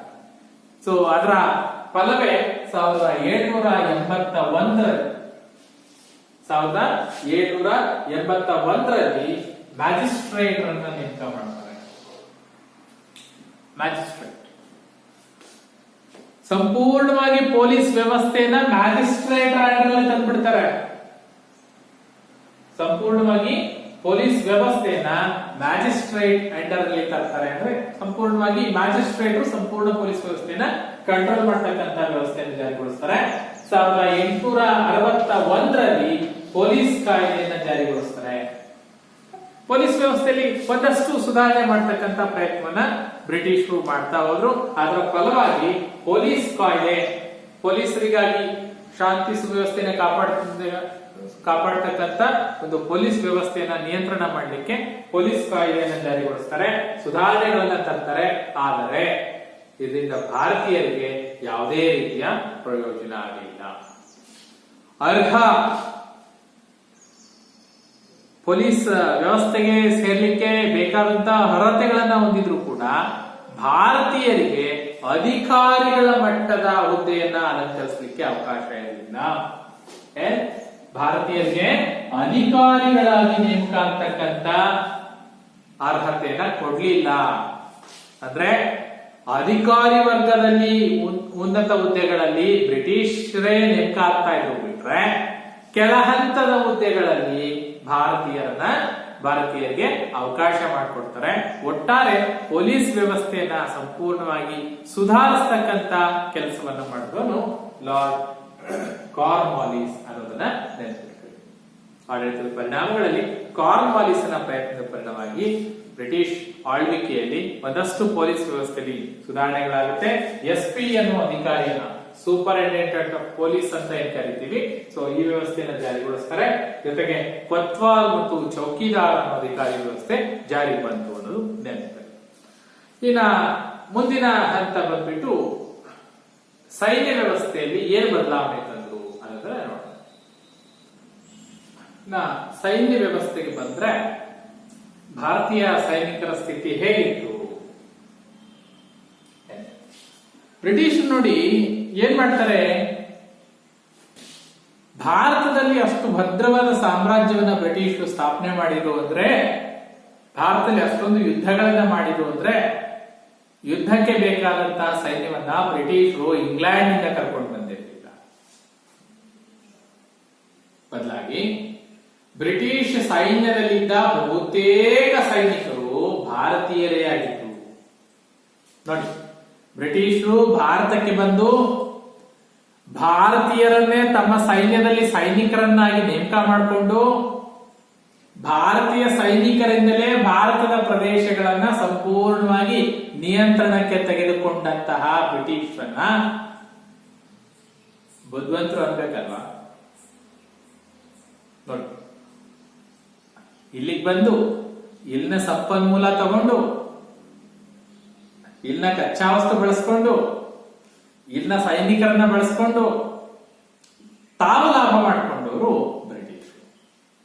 ಹಾಗಂತ ಸೈನಿಕ ವ್ಯವಸ್ಥೆ ಉತ್ತಮವಾಗಿತ್ತ ಅಂತ ನೋಡಿದ್ರೆ ಇಲ್ಲ. ಏನಾಗಿತ್ತು ಸೈನ್ಯ ವ್ಯವಸ್ಥೆ ನೋಡಿ, ಭಾರತೀಯ ಸೈನ್ಯದಿಂದ ಭಾರತವನ್ನ ಅಧೀನಕ್ಕೆ ತೆಗೆದುಕೊಂಡವರು ಬ್ರಿಟಿಷರು. ಅಂದ್ರೆ ಬ್ರಿಟಿಷ್ ಸೈನ್ಯದಲ್ಲಿದ್ದಂತಹ ಸೈನಿಕರು ಬಹುತೇಕ ಭಾರತೀಯರೇ ಆಗಿತ್ತು. ಭಾರತದ ಸೈನ್ಯವನ್ನ ಬಳಸಿಕೊಂಡು ವಿದೇಶಿಯರ ದಾಳಿಗಳನ್ನ, ವಿದೇಶಿ ಆಕ್ರಮಣಗಳನ್ನ ಬ್ರಿಟಿಷರು ನಿಯಂತ್ರಿಸ್ತಾ ಹೋಗ್ತಾರೆ. ಒಟ್ಟಾರೆ ಭಾರತೀಯ ಸೈನ್ಯವನ್ನ ಬಳಸಿಕೊಂಡು ಭಾರತದಲ್ಲಿ ಭದ್ರವಾಗಿ ರಾಜಕೀಯ ಸ್ಥಾನವನ್ನು ಪಡ್ಕೊಂಡಿರ್ತಕ್ಕಂಥ ಬ್ರಿಟಿಷರು ಸೈನಿಕರನ್ನ ಸೈನಿಕರ ರೀತಿಯಲ್ಲಿ ನಡೆಸ್ಕೊಳ್ಳಿಲ್ಲ. ಅಂದ್ರೆ ಅವರಿಗೆ ಒಂದಷ್ಟು ಅನುಕೂಲಗಳನ್ನ ಮಾಡಿಕೊಳ್ಳಿಲ್ಲ. ಹೇಗಿತ್ತು ಸೈನಿಕರ ಸ್ಥಿತಿ? ಭಾರತೀಯರು ಕೂಲಿ ಸೈನಿಕರಾಗಿದ್ರು. ಅಂದ್ರೆ ಭಾರತೀಯರಿಗೆ ಸೈನ್ಯದಲ್ಲಿ ಉನ್ನತ ಹುದ್ದೆಗಳು ಯಾವುದೂ ಇರಲಿಲ್ಲ. ಭಾರತೀಯ ಸೈನಿಕರು ಯಾರು ಕೂಡ ಸೈನ್ಯದಲ್ಲಿ ಅಧಿಕಾರಿ ವರ್ಗದ ಹುದ್ದೆಗೆ ಏರಿರಲಿಲ್ಲ. ಬದಲಾಗಿ ಭಾರತೀಯ ಸೈನಿಕರು ಬಹುತೇಕ ಕೂಲಿ ಕಾರ್ಮಿಕರಾಗಿ, ಕೂಲಿ ಸೈನಿಕರಾಗಿ ಸೇವೆ ಸಲ್ಲಿಸ್ತಾ ಇದ್ರು. ಬಿಟ್ರೆ ಅಧಿಕಾರಿಗಳು ಯಾರಾಗಿದ್ರು ಅಂದ್ರೆ ಬ್ರಿಟಿಷರೇ ಸೈನ್ಯದ ಅಧಿಕಾರಿಗಳಾಗಿರ್ತಿದ್ರು. ಆ ಬ್ರಿಟಿಷ್ ಅಧಿಕಾರಿಗಳು ಹೇಳಿದಾಗೆ ಭಾರತೀಯ ಕೂಲಿ ಸೈನಿಕರು ಸೈನಿಕರಾಗಿ ಸೇವೆ ಸಲ್ಲಿಸ್ತಾ ಇದ್ರು. ವೇತನ ಹೆಚ್ಚಾಗಿ ನೀಡ್ತಾ ಇರಲಿಲ್ಲ. ಅದರಲ್ಲೂ ತಾರತಮ್ಯ ಅಲ್ಲ, ಬ್ರಿಟಿಷ್ ಸೈನಿಕರಿಗೆ ನೀಡಿದಷ್ಟು ವೇತನವನ್ನ ಭಾರತೀಯ ಸೈನಿಕರಿಗೆ ನೀಡ್ತಾ ಇರಲಿಲ್ಲ. ಮುಂದೆ ಓದ್ತೀರಾ 1857 ದಂಗೆ ಅಂತ ಬರುತ್ತೆ ಅಲ್ವಾ, ಅಲ್ಲಿ ಸೈನಿಕ ಕಾರಣಗಳು ಅಂತ ಬಂದಾಗ ಅಲ್ಲಿ ಮತ್ತೊಂದು ಸರಿ ಓದ್ತೀರಾ. ಇಲ್ಲಿ ಸೈನ್ಯ ವ್ಯವಸ್ಥೆಯಲ್ಲಿ ಒಂದಷ್ಟು ಮಾರ್ಪಾಡು ಮಾಡ್ಲಿಕ್ಕೆ ಇದು ಕಾರಣ ಆಗ್ತಾವ. ಅಂದ್ರೆ ಅಲ್ಲಿಯವರೆಗೂ ಬ್ರಿಟಿಷ್ ಆಡಳಿತದ ಪರಿಣಾಮದಲ್ಲಿ ಭಾರತೀಯರು ಕೇವಲ ಕೂಲಿ ಕಾರ್ಮಿಕರಾಗಿ ಸೇವೆ ಸಲ್ಲಿಸ್ತಾ ಇದ್ರು. ಬ್ರಿಟಿಷರು ಅಧಿಕಾರಿ ವರ್ಗದಲ್ಲಿ ಕೂತು ಭಾರತೀಯ ಸೈನಿಕರಿಗೆ ಕಮಾಂಡ್ಗಳನ್ನ ಕೊಡ್ತಾ ಇದ್ರು, ಆದೇಶಗಳನ್ನ ಕೊಡ್ತಾ ಇದ್ರು. ಆ ಆದೇಶಗಳನ್ನ ಭಾರತೀಯರು ಪಾಲಿಸಬೇಕಂತ ವ್ಯವಸ್ಥೆ. ಹಂಗೂ ಭಾರತೀಯರಿಗೆ ಉನ್ನತ ಹುದ್ದೆ ಸಿಗ್ತಾ ಇತ್ತು. ಅಂದ್ರೆ ಯಾವ್ದು ಉನ್ನತ ಹುದ್ದೆ ಅಂತ ಹೇಳಿದ್ರೆ ಸುಬೇದಾರ ಸ್ಥಾನಕ್ಕೆ ತೃಪ್ತಿ ಪಡ್ಕೊಳ್ಬೇಕಾದ್ರೆ ಭಾರತೀಯರಿಗೆ ಸೈನ್ಯದಲ್ಲಿ ಸಿಕ್ಕಂತಹ ಅತ್ಯುತ್ತಮ ಹುದ್ದೆ ಅಂತ ಹೇಳಿದ್ರೆ ಸುಬೇದಾರರು. ಸುಬೇದಾರರಿಗಿಂತ ಮೇಲ್ಮಟ್ಟದ ಹುದ್ದೆಗಳನ್ನ ಭಾರತೀಯರಿಗೆ ನೀಡ್ತಾ ಇರಲಿಲ್ಲ. ಅಲ್ಲೆಲ್ಲ ಬ್ರಿಟಿಷರೇ ಅತ್ಯುನ್ನತ ಹುದ್ದೆಗಳಲ್ಲಿ ಅಲಂಕರಿಸ್ತಾ ಇದ್ರು. ಸೊ ಇದರ ಪರಿಣಾಮ ಏನಾಗುತ್ತೆ, ಮುಂದೆ 1857 ದಂಗೆ ಅಂತ ಶುರುವಾಗುತ್ತೆ. ಅಂದ್ರೆ ಅತೃಪ್ತ ಸೈನಿಕರು ಬ್ರಿಟಿಷರ ವಿರುದ್ಧ ದಂಗೆ ಏಳಿಕೆ ಶುರು ಮಾಡ್ತಾರೆ. ಹಲವಾರು ಕಾರಣಗಳು ಬರುತ್ತೆ ಅಲ್ವಾ. ನಾನು ಆಗ್ಲೇ ಹೇಳಿದ್ದೀನಿ, ಯಾವುದೇ ಅಧಿಕಾರಿಗಳ ಹುದ್ದೆ ಅವರಿಗೆ ನೀಡಲಾಗ್ತಾ ಇರಲಿಲ್ಲ. ಕೂಲಿ ಕಾರ್ಮಿಕರಾಗಿ, ಓಕೆ, ಕೂಲಿ ಕಾರ್ಮಿಕರಾಗಿ ಸೇವೆ ಸಲ್ಲಿಸೋಣ ಅಂತ ಹೇಳಿದ್ರೆ ಅವರಿಗೆ ತಾರತಮ್ಯ, ವೇತನ ನೀಡಿದಲ್ಲಿ ತಾರತಮ್ಯ ಅಲ್ವಾ. ಭಾರತೀಯ ಸೈನಿಕರಿಗೆ ಒಂದ್ ವೇತನ ನೀಡಿದ್ರೆ ಬ್ರಿಟಿಷ್ ಸೈನಿಕರಿಗೆ ಅದಕ್ಕಿಂತ 8 ಪಟ್ಟು ವೇತನವನ್ನು ಜಾಸ್ತಿ ನೀಡಲಾಗ್ತದೆ. ಸೇಮ್ ಕೆಲಸ, ಅದೇ ಕೆಲಸ, ಆದ್ರೆ ಭಾರತೀಯರಿಗೆ 100 ರೂಪಾಯಿ ಕೊಟ್ರೆ ಅವರಿಗೆ 800 ರೂಪಾಯಿ ಕೊಡ್ತಾರೆ. ನೋಡಿ ಎಷ್ಟು ತಾರತಮ್ಯ. ಸೊ ಆ ತಾರತಮ್ಯದ ಮನಸ್ಥಿತಿಯಲ್ಲಿ ಸೈನಿಕರ ಸೇವೆ ಸಲ್ಲಿಸತಕ್ಕಂತ ಮನಸ್ಥಿತಿ ಹೇಗಿತ್ತು. ಸಾಗರೋತ್ತರ ಸೇವೆಗಳಿಗೆ ಭಾರತೀಯ ಸೈನಿಕರನ್ನೇ ನೇಮಕ ಮಾಡ್ತಾ. ಸೊ ಒಟ್ಟಾರೆ ತಾರತಮ್ಯದಿಂದ ಬೇಸತ್ತು ಒಂದು ಹಂತದಲ್ಲಿ ಸೈನಿಕರು ಬ್ರಿಟಿಷರ ವಿರುದ್ಧ ದಂಗೆ ಹೇಳ್ತಾರೆ. ಆ ದಂಗೆನೆ 1857 ಸಿಪಾಯಿ ದಂಗೆ ಅಂತ, ಬ್ರಿಟಿಷರು ಅದನ್ನ ಸಿಪಾಯಿಗಳ ದಂಗೆ ಅಂತ ಕರೀತಾರೆ. ಭಾರತೀಯರು ಅದನ್ನ ಭಾರತದ ಪ್ರಥಮ ಸ್ವಾತಂತ್ರ್ಯ ಸಂಗ್ರಾಮ ಅನ್ನೋ ಹೆಸರನ್ನ ಕರೀತಾರೆ. ಈ 1857 ದಂಗೆ ಆದ್ಮೇಲೆ ಬ್ರಿಟಿಷರು ಏನ್ ಮಾಡ್ತಾರೆ, ಈ ಸೈನ್ಯ ವ್ಯವಸ್ಥೆಯಲ್ಲಿ ಮರುಪರಿಷ್ಕರಣೆ ಮಾಡಲಿಕ್ಕೆ ಬಯಸ್ತಾರೆ, ಮರು ವ್ಯವಸ್ಥೆಯನ್ನ ರೂಪಿಸ್ಲಿಕ್ಕೆ ಬಯಸ್ತಾರೆ. ಸೊ ಅದಕ್ಕಾಗಿ ಏನ್ ಮಾಡ್ತಾರೆ, 1857 ನಂತರದಲ್ಲಿ ಪೀಲ್ ಅನ್ನುವ ಪೀಲ್ ಎನ್ನುವರ ನೇತೃತ್ವದಲ್ಲಿ ಒಂದು ಸಮಿತಿಯನ್ನ ರಚನೆ ಮಾಡಿ, ಆ ಸಮಿತಿ ಭಾರತೀಯ ಸೈನ್ಯ ವ್ಯವಸ್ಥೆಯನ್ನ ಅಧ್ಯಯನ ಮಾಡಿಬಿಟ್ಟು ಒಂದು ಶಿಫಾರಸ್ ಮಾಡಿ ಬ್ರಿಟಿಷ್ ಸರ್ಕಾರಕ್ಕೆ ಒಂದು ಶಿಫಾರಸ್ ಕೊಡುತ್ತೆ ಸೈನ್ಯ ವ್ಯವಸ್ಥೆಯನ್ನ ಮರುಪರಿಷ್ಕರಣೆ ಮಾಡಲಿಕ್ಕೆ. ಸೊ ಪೀಲ್ ಸಮಿತಿಯ ಶಿಫಾರಸಿನ ತರುವಾಯ ಭಾರತೀಯ ಸೈನಿಕ ವ್ಯವಸ್ಥೆಯನ್ನ ಮರುವಿನ್ಯಾಸಗೊಳಿಸತಕ್ಕಂತ, ಪರಿಷ್ಕರಣೆ ಮಾಡ್ತಕ್ಕಂಥ, ಒಂದಷ್ಟು ಬದಲಾವಣೆ ತರ್ತಕ್ಕಂತ ಪ್ರಯತ್ನವನ್ನ ಬ್ರಿಟಿಷ್ ಸರ್ಕಾರ ಮಾಡ್ತಾ ಹೋಗುತ್ತೆ, ಈಸ್ಟ್ ಇಂಡಿಯಾ ಕಂಪನಿ ಮಾಡ್ತಾ ಹೋಗುತ್ತೆ. ಸೊ ಇದಿಷ್ಟು ಸೈನ್ಯ ವ್ಯವಸ್ಥೆಯಲ್ಲಿ ತಂದಿರತಕ್ಕಂತ ಬದಲಾವಣೆಗಳು. ಸರಿ, ಈಗ ಬ್ರಿಟಿಷರು ಜಾರಿಗೊಳಿಸಿರ್ತಕ್ಕಂಥ ಭೂಕಂದಾಯ ವ್ಯವಸ್ಥೆ ಬಗ್ಗೆ ತಿಳಿದ ನೋಡಿ. ಬ್ರಿಟಿಷರು ಭೂಕಂದಾಯ ನೀತಿಗಳನ್ನು ಪರಿಷ್ಕರಣೆ ಮಾಡ್ತಾರೆ, ಹೊಸ ಕಂದಾಯ ಪದ್ಧತಿಗಳನ್ನು ಜಾರಿಗೊಳಿಸ್ತಾರೆ.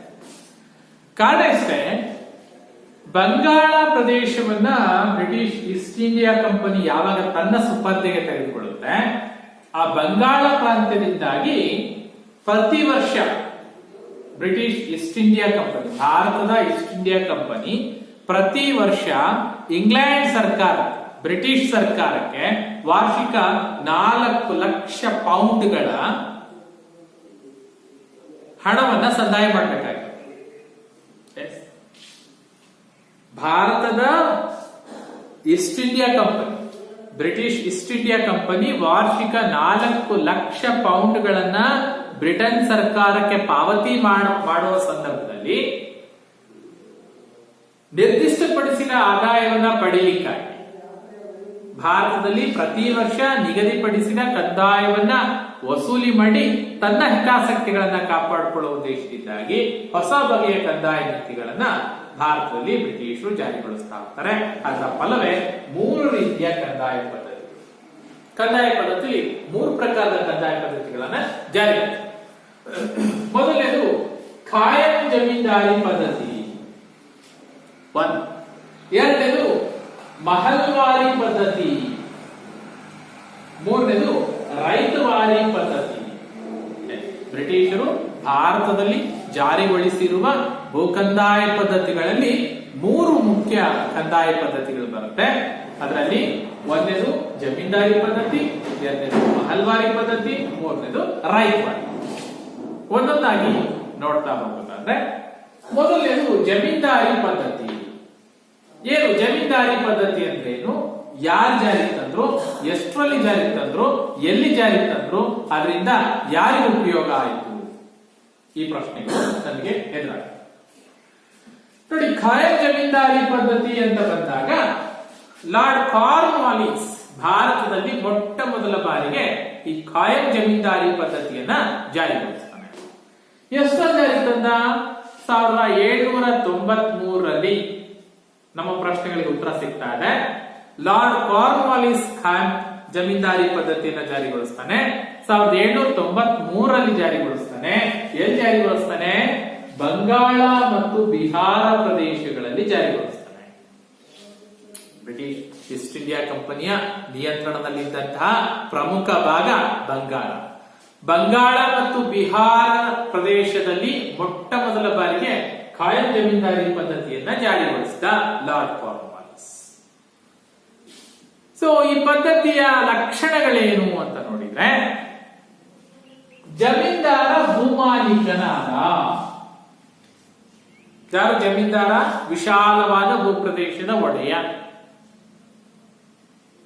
ಜಮೀನ್ದಾರಿ ಪದ್ಧತಿಯ ಪ್ರಕಾರ ಜಮೀನ್ದಾರನು ಭೂಮಿಯ ಮಾಲೀಕನಾಗ್ತಾನೆ. ರೈತರು ಭೂಮಿಯ ಮಾಲೀಕತ್ವದ ಹಕ್ಕನ್ನ ಕಳ್ಕೊಳ್ತಾರೆ. ರೈತರು ಜಮೀನ್ದಾರನ ಬಳಿ ಕೆಲಸದ ಆಳುಗಳಾಗಿ, ಕೂಲಿಗಳಾಗಿ ದುಡಿಯುವಂತಹ ಪರಿಸ್ಥಿತಿ ಬರುತ್ತೆ. ಜಮೀನ್ದಾರರು ಭೂಮಾಲೀಕರಾಗ್ತಾರೆ. ಈ ಜಮೀನ್ದಾರರು ರೈತರಿಂದ ಕಂದಾಯವನ್ನ ವಸೂಲಿ ಮಾಡಿ ಬ್ರಿಟಿಷ್ ಸರ್ಕಾರಕ್ಕೆ ಪಾವತಿ ಮಾಡತಕ್ಕಂತ ಅಧಿಕಾರವನ್ನ ಪಡ್ಕೊಂಡ್ರು. ನೋಡಿ, ಖಾಯಂ ಜಮೀನ್ದಾರಿ ಪದ್ಧತಿ ಅಂದ್ರೆ ಕಾನ್ಸೆಪ್ಟ್ ಒಂದು ಅರ್ಥ ಕರೆಕ್ಟ್ ಅರ್ಥ. ಜಮೀನ್ದಾರಿ ಪದ್ಧತಿಯ ಕೇಂದ್ರ ಯಾರಪ್ಪ ಅಂದ್ರೆ ಜಮೀನ್ದಾರ. ಈ ಜಮೀನ್ದಾರ ಏನ್ ಮಾಡ್ತಾ ಇದ್ದ? ಬ್ರಿಟಿಷರಿಗೆ ಪ್ರತಿ ವರ್ಷ ನಿಗದಿಪಡಿಸಿದ ದಿನಕ್ಕಿಂತ ಮೊದಲೇನೆ ಪ್ರತಿ ವರ್ಷ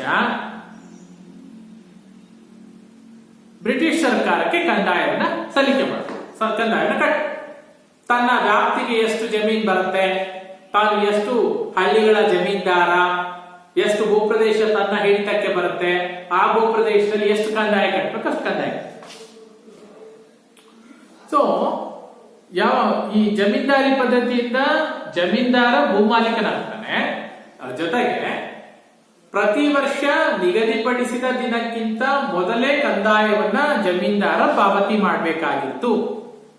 ಇದು ಒಂದು ರೀತಿಯಲ್ಲಿ ಜಮೀನ್ದಾರಿಗೆ ತುಂಬಾ ಅನುಕೂಲ ಆಗುತ್ತೆ, ತುಂಬಾ ಲಾಭದಾಯಕ ಆಗುತ್ತೆ. ಹೇಗೆ ಲಾಭದಾಯಕ ಆಗುತ್ತೆ?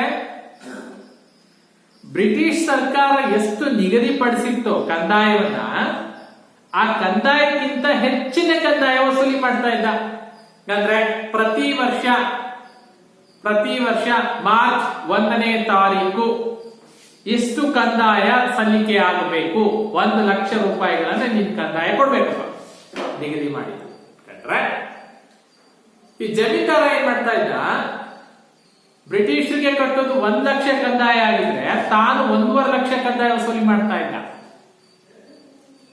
ಸುಮ್ಮನೆ ಉದಾಹರಣೆ ಅಂದ್ರೆ ಬ್ರಿಟಿಷ್ ಸರ್ಕಾರಕ್ಕೆ ತಾನು ಸಲ್ಲಿಸಬೇಕಾದ ಕಂದಾಯಕ್ಕಿಂತ ಹೆಚ್ಚಿನ ಕಂದಾಯವನ್ನ ರೈತರಿಂದ ವಸೂಲಿ ಮಾಡಿ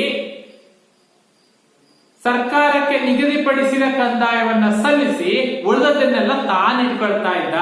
ಹಾಗಾಗಿ ಜಮೀನ್ದಾರಿ ಪದ್ಧತಿ ಜಮೀನುದಾರನಿಗೆ ಲಾಭದಾಯಕವಾಗಿ ಪರಿಣಮಿಸಿತು.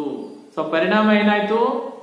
ಜಮೀನ್ದಾರ ರೈತರನ್ನ ಶೋಷಣೆ ಮಾಡ್ಲಿಕ್ಕೆ ಶುರುವಾದ. ಅದಕ್ಕೆ ಒಂದು ಕಾರಣ, ಜಮೀನ್ದಾರರು ರೈತರನ್ನ ಶೋಷಣೆ ಮಾಡ್ಲಿಕ್ಕೆ ಒಂದು ಕಾರಣ. ಏನ್ ಕಾರಣ ಅಂತ ಹೇಳಿದ್ರೆ, ಜಮೀನ್ದಾರ ಪ್ರತಿ ವರ್ಷ ಬ್ರಿಟಿಷರಿಗೆ ನಿಗದಿಪಡಿಸಿದ ಕಂದಾಯ ಕೊಡ್ಬೇಕು. ಇನ್ ಕೇಸ್ ಬರಗಾಲ ಬಂತು ಅಥವಾ ಅತಿವೃಷ್ಟಿ ಆಯ್ತು, ಹೆಚ್ಚು ಮಳೆ ಬಂದು ಪ್ರವಾಹ ಬಂತು ಅಥವಾ ಬರಗಾಲ ಬಂದು ಕ್ಷಾಮ ತಲೆದೋರ್ತು, ಉತ್ಪಾದನೆ ಆಗಲಿಲ್ಲ, ಕೃಷಿ ಭೂಮಿಯಲ್ಲಿ ನಿರೀಕ್ಷಿತವಾಗಿ ಬೆಳೆ ಬರಲಿಲ್ಲ. ಸೊ ನಿರೀಕ್ಷಿತವಾಗಿ ಬೆಳೆ ಬರಲಿಲ್ಲ, ಬರಗಾಲ ಬಂತು, ಕ್ಷಾಮ ಬಂತು ಅನ್ನೋ ಕಾರಣಕ್ಕೆ ಜಮೀನ್ದಾರ ಬ್ರಿಟಿಷರಿಗೆ ಕಂದಾಯ ಕೊಡೋದನ್ನ ಬಿಟ್ಟ ಅಂತ ಹೇಳಿದ್ರೆ, ಕಂದಾಯವನ್ನು ಪಾವತಿ ಮಾಡಲಿಲ್ಲ ಅಂತ ಹೇಳಿದ್ರೆ, ಬ್ರಿಟಿಷ್ ಏನ್ ಮಾಡ್ತಾ ಇದ್ರು, ಅವನನ್ನ ಜಮೀನ್ದಾರನ ಸ್ಥಾನದಿಂದ ತೆಗೆದಾಕ್ತಾ ಇದ್ರು ಅಥವಾ ಅವನ ಕೃಷಿ ಭೂಮಿಯನ್ನ ತಾವು ಕಿತ್ಕೊಳ್ತಾ ಇದ್ರು. ಸೊ ಏನಾಗ್ತಾ ಇತ್ತು, ಜಮೀನ್ದಾರ ತಾನು ಉಳ್ಕೊಳ್ಬೇಕು ಅಂತ ಹೇಳಿ ಬ್ರಿಟಿಷರಿಗೆ ಪ್ರತಿ ವರ್ಷ ಕಂದಾಯ ಕಟ್ಟಬೇಕು. ಅದು ನೀನ್ ರೈತರಿಂದ ಕಂದಾಯ ವಸೂಲಿ ಮಾಡ್ತೀಯೋ ಬಿಡ್ತೀಯೋ ಅದನ್ನೇನಿ ಬಿಟ್ಟಿ, ನಮಗ್ ಮಾತ್ರ ಪ್ರತಿ ವರ್ಷ ನಿಗದಿಪಡಿಸಿದ ದಿನಕ್ಕೆ ಇಷ್ಟು ಆದಾಯ ಬಂದ್ಬಿಡ್ಬೇಕು. ಇದು ಬ್ರಿಟಿಷ್ ನೀತಿ. ಸೊ ಜಮೀನ್ದಾರ ಏನ್ ಮಾಡ್ದ, ನಿಗದಿಪಡಿಸಿದಷ್ಟು ಕಂದಾಯ ಕೊಡ್ಲೇಬೇಕು, ನಾನ್ ಕೈಯಿಂದ ಕೊಡ್ಲಿಕ್ಕೆ ಹೋಗ್ಲಾ, ನಾನೇನ್ ಮಾಡ್ತೀನಿ ರೈತರಿಂದ ವಸೂಲಿ. ಬೆಳೆ ಬಂದಿತ್ತು, ಚೆನ್ನಾಗಿ ಬೆಳೆದಿದ್ರು, ರೈತರು ಕೊಡ್ತಿದ್ರು, ಅದನ್ನ ಜಾಸ್ತಿ ವಸೂಲಿ ಮಾಡ್ಕೊಂಡ್ಬಿಟ್ಟು ಕೊಡ್ತಾ ಇದ್ದ ತಾನಿರ್ತಾರೆ. ಆದ್ರೆ ಕ್ಷಾಮ, ಬರಗಾಲ ಅಥವಾ ಪ್ರಕೃತಿ ವಿಕೋಪಗಳ ಸಂದರ್ಭದಲ್ಲಿ ರೈತರಿಂದ ಬಲವಂತವಾಗಿ ಕಂದಾಯವನ್ನ ವಸೂಲಿ ಮಾಡ್ತಾ ಇದ್ರು. ಸೊ ಇದೇನಾಗುತ್ತೆ ಅಂತ ಹೇಳಿದ್ರೆ, ಜಮೀನ್ದಾರ ರೈತರನ್ನ ಸಂಪೂರ್ಣವಾಗಿ ಶೋಷಣೆ ಮಾಡ್ತಾ ಹೋಗ್ತಾರೆ, ರೈತರು ಜಮೀನ್ದಾರ ಕಿರುಕುಳಕ್ಕೆ ಒಳಗಾಗ್ತಾ ಇದ್ರು. ಅಂದ್ರೆ ಇಲ್ಲಿ ರೈತರಿಗೆ ಯಾವುದೇ ಭದ್ರತೆ ಇಲ್ಲ. ಜಮೀನ್ದಾರ ಯಾವಾಗ ಬೇಕಾದ್ರೂ ತನ್ನ ಜಮೀನಿನ ಕೆಲಸದಿಂದ ಅವನ್ನ ತೆಗೆದಾಕ್ಬೋದು. ರೈತರಿಗೆ ಭೂಮಿಯ ಖಾತ್ರಿ ಇಲ್ಲ, ಭೂಮಿಯ ಒಡೆತನದ ಹಕ್ಕಿಲ್ಲ. ಸೊ ಮತ್ತೆ ಜಮೀನ್ದಾರಿ ಪದ್ಧತಿಯಿಂದ ಯಾರಿಗೆ ಲಾಭ ಆಯ್ತಪ್ಪ? ಯಾರಿಗೆ ಲಾಭ ಆಯ್ತು ಅಂದ್ರೆ ಬ್ರಿಟಿಷ್ ಲಾಭ ಆಯ್ತು. ಯಾಕೆ? ಬೆಳೆ ಬರುತ್ತೋ, ಮಳೆ ಆಗುತ್ತೋ, ಬರಗಾಲ ಬರುತ್ತೋ ಬೇಡ, ಕಂದಾಯ ವಸೂಲಿ ಮಾಡು ತಾಪತ್ರೆನೂ ಬೇಡ. ಜಮೀನ್ದಾರ ಇದ್ರಲ್ಲ, ಜಮೀನ್ದಾರ ನಿನ್ ಕಂದಾಯ ವಸೂಲಿ ಮಾಡ್ಕೊಳಪ್ಪ, ಎಷ್ಟಾರ ವಸೂಲಿ ಮಾಡ್ಕ, ನನಗೆ ವರ್ಷಕ್ಕೆ ಇಷ್ಟ. ಸೊ ಬ್ರಿಟಿಷರಿಗೆ ವಾರ್ಷಿಕವಾಗಿ ನಿಗದಿಪಡಿಸಿದಷ್ಟು ಆದಾಯ ಬೊಕ್ಕಸಕ್ಕೆ ಬರ್ತಾ ಇತ್ತು. ಒಂದ್ ಕಡೆ ಜಮೀನ್ದಾರ ಬ್ರಿಟಿಷರಿಗೆ ಇದರಿಂದ ಅನುಕೂಲ ಆಯ್ತು. ಎರಡನೇದು, ಜಮೀನ್ದಾರರಿಗೆ ಲಾಭ ಆಯ್ತು. ಹೇಗ್ ಲಾಭ ಆಯ್ತು? ನಿಗದಿಪಡಿಸಿದಕ್ಕಿಂತ ಹೆಚ್ಚಿನ ಕಂದಾಯವನ್ನು ವಸೂಲಿ ಮಾಡೋದು, ನಿರ್ದಿಷ್ಟಪಡಿಸಿದ ಹಣವನ್ನ ಬ್ರಿಟಿಷರಿಗೆ ಕಟ್ಟೋದು, ಉಳಿದಿರ್ತಕ್ಕಂಥ ಹಣವನ್ನ ತಾನು ಸ್ವಂತ ಲಾಭಕ್ಕಾಗಿ ಬಳಸ್ಕೊಳ್ತಾರೆ. ಸೊ ಜಮೀನ್ದಾರ ದಿನೇ ದಿನೇ ದಿನೇ ದಿನೇ ಶ್ರೀಮಂತರಾಗ್ತಾ ಹೋಗ್ತಾರೆ. ರೈತರು ಇದರಿಂದ ಸಂಪೂರ್ಣವಾಗಿ ಸಂಕಷ್ಟಕ್ಕೆ ಒಳಗಾಗ್ತಾರೆ, ರೈತರು ಶೋಷಣೆಗೆ ಒಳಗಾಗ್ತಾರೆ. ಸೊ ಈ ಪರಿಸ್ಥಿತಿಯನ್ನ ಉಲ್ಲೇಖ ಮಾಡಿರ್ತಕ್ಕಂಥ ಚಾರ್ಲ್ಸ್ ಮೆಟ್ಕಾಫ್ ಅಂತಕ್ಕಂಥ ಒಬ್ಬ ಬ್ರಿಟಿಷ್ ಅಧಿಕಾರಿ ಇಲ್ಲಿ ಹೇಳ್ತಾನೆ, ಭಾರತದಲ್ಲಿ ರೈತರ ಸ್ಥಿತಿಯನ್ನು ಅವಲೋಕನ ಮಾಡಿ ಹೇಳ್ತಾನೆ. ಏನ್ ಹೇಳ್ತಾನೆ ಅಂದ್ರೆ, ಭಾರತದ ರೈತರು ಸಾಲದಲ್ಲೇ ಹುಟ್ಟಿ, ಸಾಲದಲ್ಲೇ ಬೆಳೆದು, ಸಾಲದಲ್ಲೇ ಸಾಯ್ತಾರೆ. ಚೆನ್ನಾಗಿದೆ ಹೇಳಿ. ಅವತ್ತಿನ ಪರಿಸ್ಥಿತಿ ಜಮೀನ್ದಾರಿ ಪದ್ಧತಿಗೆ ಇದೀಗ ಕೈಗೆ ನಡೆಯಾಗಿತ್ತು ಅಲ್ವಾ? ಭಾರತೀಯ ರೈತರು ಸಾಲದಲ್ಲೇ ಹುಟ್ಟುತ್ತಾರೆ. ಅಂದ್ರೆ ಈಗ ಮಗು ಹುಟ್ಟಿತು ಅಂದ್ರೆ ಅವರಪ್ಪ ಸಾಲ ಮಾಡಿದ್ದ, ಆ ಸಂದರ್ಭದಲ್ಲಿ ಮಗು ಹುಟ್ಟದ ಅಂದ್ರೆ ಸಾಲದಲ್ಲೇ ಹುಟ್ಟದ, ಸಾಲದಲ್ಲೇ ಬೆಳೆದ, ಅಂದ್ರೆ ಜೀವನ ಪೂರ್ತಿ ದುಡಿದ್ರು ಕೂಡ ಸಾಲ ತೀರಿಸ್ಲಿಕ್ಕೆ ಆಗ್ಲಿಲ್ಲ. ಮುಂದೊಂದು ದಿವಸ ಸಾಲದಲ್ಲೇ ಸತ್ತೋದ. ಆ ಸಾಲವನ್ನ ತಂದೆಯಿಂದ ತಾನು ಹೊಂದ್ಕೊಂಡಿದ್ದ, ತನ್ನಿಂದ ಮಗನಿಗೆ ಹೊರಿಸಿದ ಹೋದ. ಸೊ ಈ ತರದ ಪರಿಸ್ಥಿತಿ ಅಂದ್ರೆ ಸಂಪೂರ್ಣವಾಗಿ ಜಮೀನ್ದಾರಿ ಪದ್ಧತಿ ರೈತರನ್ನ ಸಂಪೂರ್ಣವಾಗಿ ಶೋಷಣೆಗೆ ಒಳಪಡಿಸ್ತು ಬಿಟ್ರೆ ರೈತರಿಗೆ ಇದರಿಂದ ಯಾವುದೇ ರೀತಿಯ ಲಾಭ ಆಗ್ಲಿ ಅಥವಾ ಅನುಕೂಲ ಆಗ್ಲಿಲ್ಲ. ಬದಲಾಗಿ ಜಮೀನ್ದಾರರು ಮತ್ತು ಬ್ರಿಟಿಷರು ಇದರಿಂದ ಉಪಯೋಗನ ಪಡ್ಕೊಳ್ತಾ ಹೋಗ್ತಾರೆ. ಸೊ ಕ್ರಮೇಣ ಮತ್ತೆ ಕೆಲವು ಪ್ರದೇಶಗಳಲ್ಲಿ ಮತ್ತೆ ಮಹಲ್ವಾರಿ ಪದ್ಧತಿ ಮತ್ತು ರೈತವಾರಿ ಪದ್ಧತಿಗಳು ಅಂತ ಬರ್ತಾ ಹೋಗುತ್ತೆ. ಅದನ್ನ ಮುಂದಿನ ತರಗತಿಯ ಅಧ್ಯಾಯದಲ್ಲಿ ಮುಂದುವರೆದ ಕಂದಾಯ ಪದ್ಧತಿಗಳ ಬಗ್ಗೆ ಅಭ್ಯಾಸ ಮಾಡೋಣ. ಅಲ್ಲಿವರೆಗೂ ವಂದನೆ.